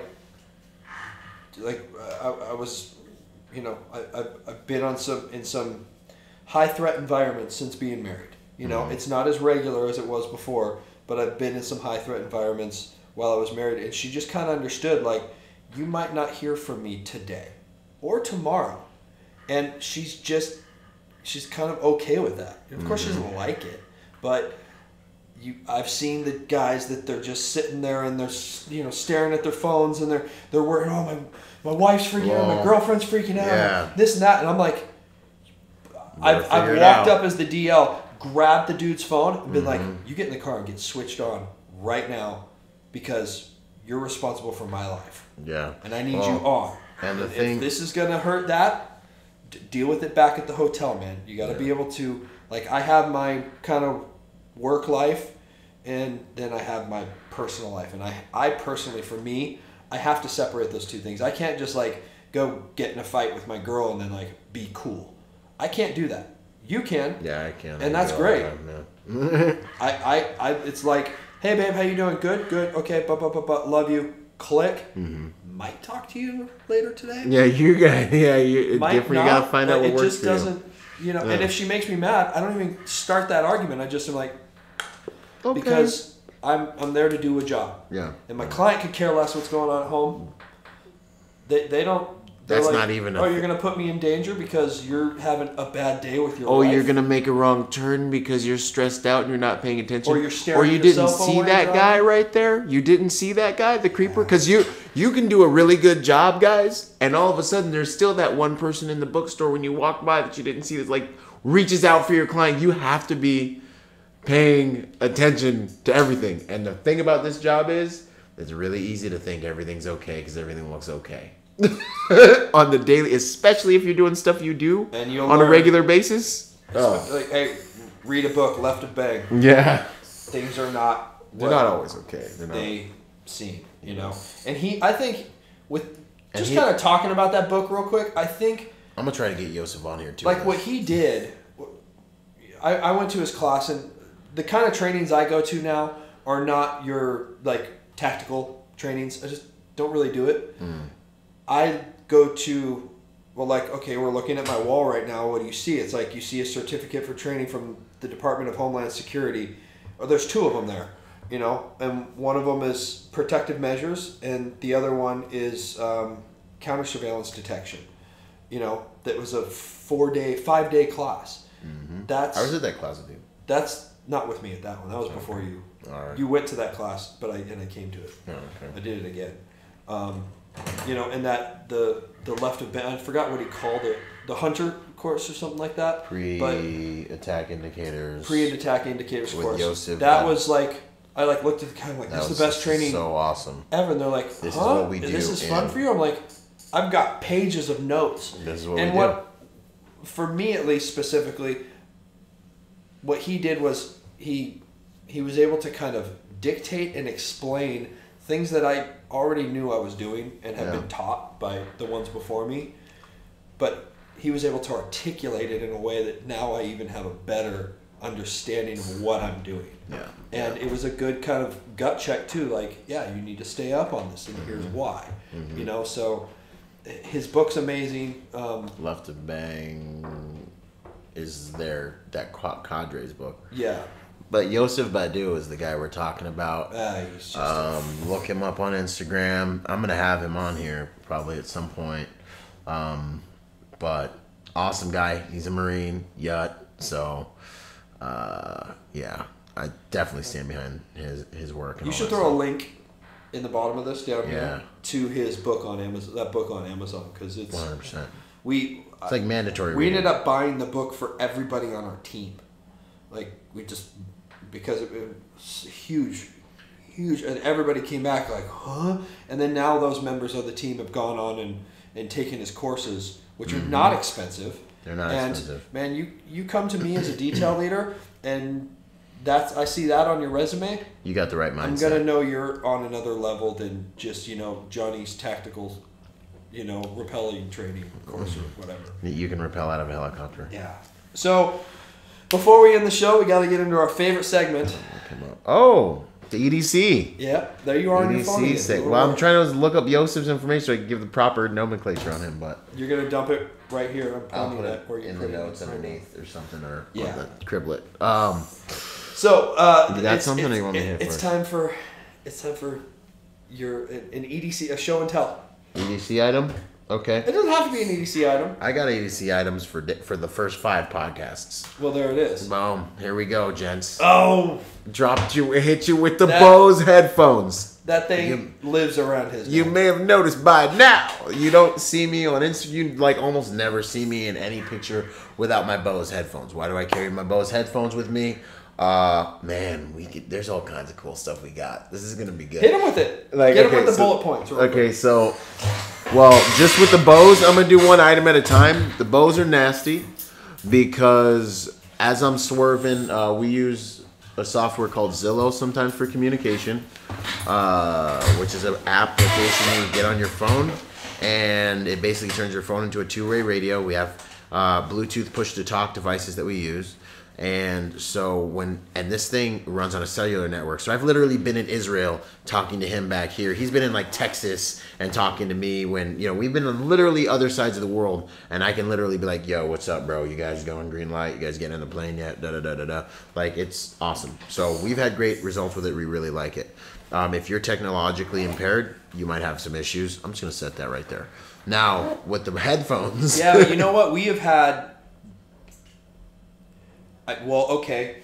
Let's talk about Deputy Dog. Okay. I mean, that guy is as salty as it gets. Yeah. 55 years old. Done some of the greatest LE work that, God bless you LE guys out there. I don't know how you do your job. I think it's unbelievable. And I respect you guys. I love you guys. And he figured it out.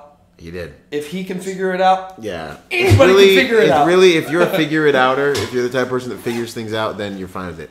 There's the only from an operational standpoint, with regards to bringing it into a team, there's a little bit of a technological savviness or tech IQ required, very minimal. If you can work an iPhone, you can. I've seen guys really struggle with it, and so that's the only gap I'd say if you're about to introduce it to your team. Do some research, make sure you know how it works and all the ins and outs of it before bringing it to them, because they're going to come back to you with their headphones and be like, I don't understand this. It's just going to happen.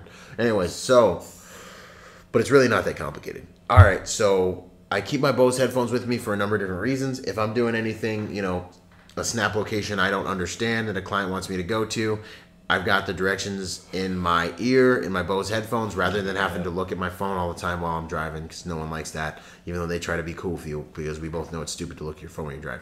So I can literally put the location in, and I can be navving there, and I've got this thing telling me the directions while I'm, having a conversation or just shutting up in my client's car. You synchronize that with the watch, the Garmin watch. You can't talk about the watch. Okay, one item at a time. Anyways, so the Bose headphones, let's see, what else do I use them for, man?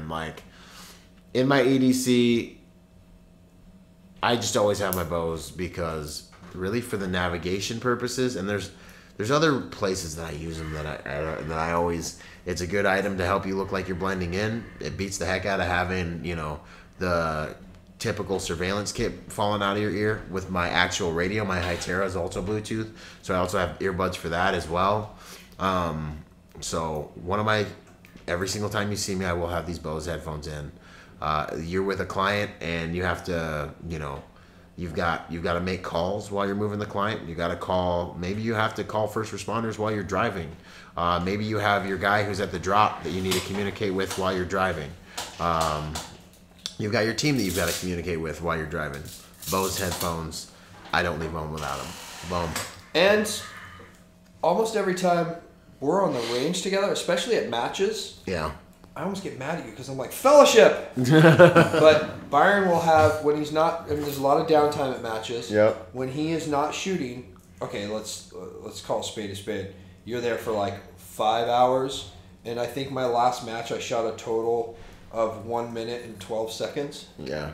For me, it was like 2 minutes, 30 seconds, whatever. You know, so it's like, there's a lot of downtime there. Yep. And I'll like hit you up. What are you gonna do? Like, I'm listening to a book. I'm just like, yes. Resurrect dead time. Like, there's a lot of sitting around and waiting in EP. He's listening to a book. Yeah. I'm sitting here like jab jocking with Johnny Tack-a-Lot in the corner. Here, having an argument about something stupid. I need to be listening to a book too. Yeah, man. I kind of on your ADC, another option. I use the Apple AirPods, and these are new for me. Yeah. And I have them in this little stupid case, and I keep them on this, so I don't ever lose them. I've heard really good things about those. These things are amazing. Here's why. One, they're Bluetooth, so they're wireless. Our entire communications rig here, as well as whenever we travel and other teams as well, I am able to program I have a Hytera X, I forget the model. It's like it looks like a small little cell phone with a dial pad on the front. So I'm able to program it to other frequencies as well. Everything on that radio is Bluetooth. I utilize a Prime, P-R-Y-M-E, push-to-talk. Yep. Not only do I have a push-to-talk for my radio, but I also have a push-to-talk for the Zillow system on my cell phone, which is what we use when we just do two-man things. The only downside I've seen to the Zillow is kind of the driving, but we've always been able to get past that. Yeah. It's never really been a problem. The bottom line is the service is unbelievable. Yeah. And I've had a lot of guys try to argue their way out of the Zillow thing, and they can never give me a legitimate reason. What it really boils down to is their own inadequacies and their own level of dedication at figuring out that system. Figuring it out. And guess what? If you come work for us, there's doers and there's don'ters. You're going to figure it out. That's the bottom line. If you don't figure it or out, you're just gonna now you're not communicating with anybody. And you're that guy. What are you to me, and you're fired. You're that guy. So I really like these AirPods for two reasons. One, when I'm in a loud venue or whatnot, they do a pretty good job of sealing up your ears if you want them to. Yeah, the Bose do that too. The other thing is I can kind of have them outside of my ear and be able to hear ambient sound, and it's fine. The other thing is I run two ears. So I have one earpiece that's hooked up to my radio. And like for the job we did a couple weeks ago, we had a 3-day job together. We were running radio comms, which was with a whole nother side of the team, counter surveillance team, local PDs was on that radio, as well as a whole nother security entity of over 100 people. Yeah. That we needed to have communication with. So we had that. I had that in one Bluetooth here, and then this here.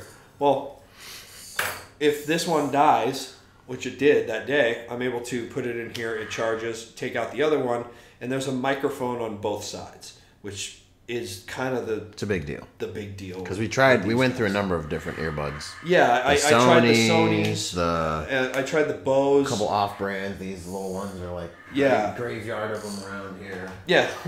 And these were expensive. The Connect somethings, whatever. The Braggies, I think they're called. But something would happen. Either it wouldn't be able to sync with my comm or my phone right, or the microphone was only on one side. If you took one ear out, it turned everything off. That was a big deal. So these AirPods have really answered a lot of those questions for me, and they live on me pretty much everywhere I go. The one thing I will say, and this is all skin a cat stuff, but thing I like about my Bose too is I tuck one side in, and if I don't have to worry about like it getting knocked out of my ear. It's kind of tethered to me. That's one thing that I think is pretty handy. And yeah, like if I go when we got into the venue and it was loud, boom, I just drop both ears in, and it's like surround sound, communication. If we went just one. Guys have argued with us about these getting knocked out in a fight. Yeah. Been in a fight, they don't get knocked out. Having said that, I have a little silicone thing. This is a little silicone case for it. With this case, I got this on Amazon. I bought these little silicone covers that kind of latch into my ear canal.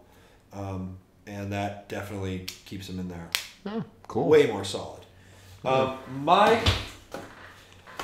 That wasn't your EDC thing? You got another one? My EDC of the week is not cool. But I think it's really important, especially for all you EP guys out there. And mine's kind of fancy. Knowing you. It is simply a business card holder. And this is a Prada business card holder that my wife got at some event. Some fancy smancy lawyer event, and she gave it to me because she's like, I don't want this, it's rad. I'm like, seriously? Okay, whatever. I'll find something to do with it. I'll take a super chicked out product right. thing.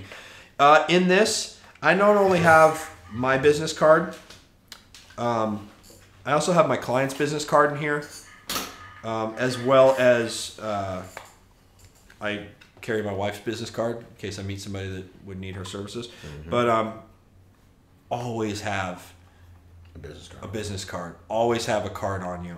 Yeah. This is what I use because with my job, I have to have different cards on me. Yeah, when I was with one company for a long time, they had me carry business cards for them as well. Yeah. So I not only had my card from them specifically, I also had a personal business card that was my own. Yeah. So if I'm there representing them, I handed people my business card from them. Don't get caught handing your business card out at the wrong time. Handed the wrong card out at the wrong time. Yeah. Don't be that guy. No. To the point where I had other holders like for other different jobs. Yeah, like, okay, I'm working with this person, I have this where I'm representing that company. I've been with them long enough. I was with a big client of theirs. Yeah. They wanted me to have my own business cards on behalf of them. So they put my cell number on there and then their office number, their PPO information, et cetera, et cetera. I would hand that out to people as I met them. But I also always had my own, and then the clients I was with a lot of times, you're really kind of acting as an executive assistant in some ways. Yep. And it was nice to always have his cards on me.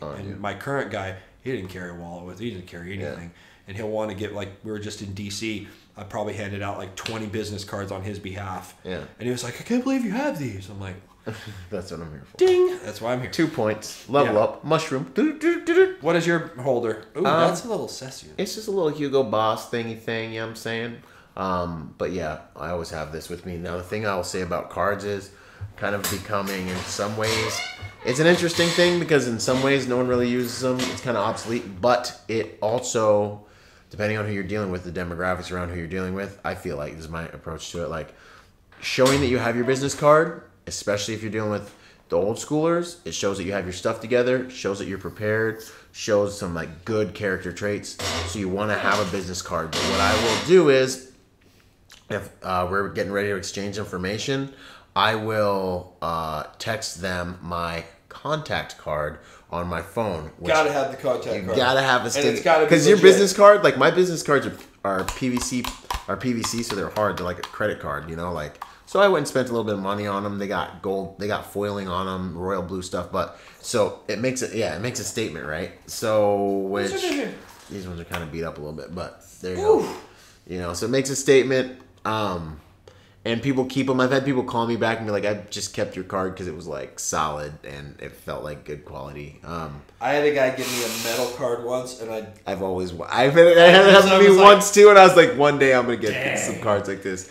But I keep my business cards just to be like, "Hey, I'm squared away," but real quick, I'm just gonna text you my contact card, and on my contact card, I'm very deliberate with what's on there. It's got my website, it's got my business info, it's got my email address. It also has for me, because a lot of what I'm building is a brand, depending on the person. Sometimes I'll turn my social media stuff on or I'll turn my social media stuff off that I'm sending them.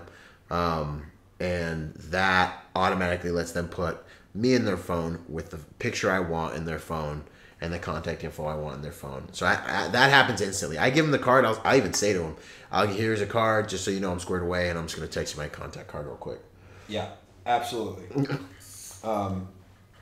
I think that... So you can save me proper in your phone. I think that contact card in the phone, once I learned, like somebody taught me how to do that, which for the iPhone guys, just right at the top. If you want to know your contact, just press the phone button, hit contacts, and at the very top is going to be your contact.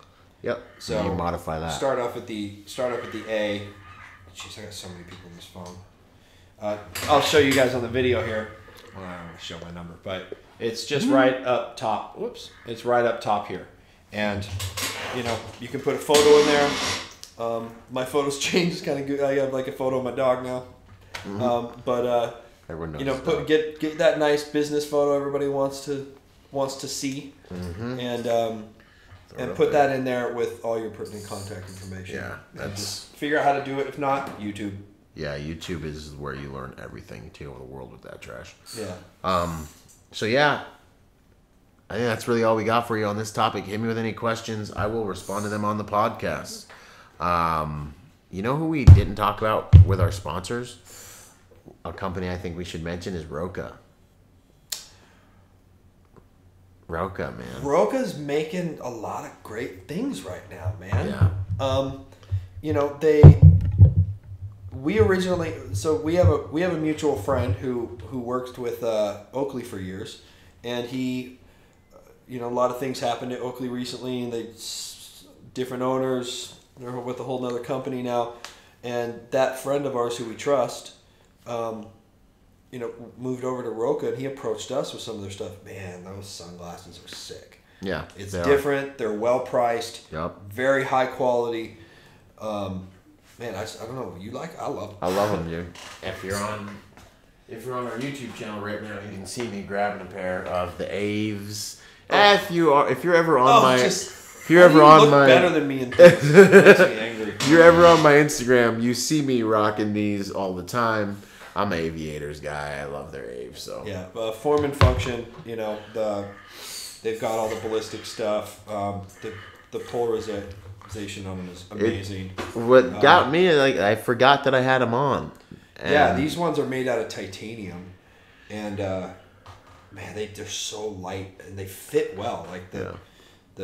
I'll let you guys get a closer look at these here, but all the details are there. They have the details are so dope. These things are just sick, and I don't look near as good in it as Byron does. Whatever, bro. You look.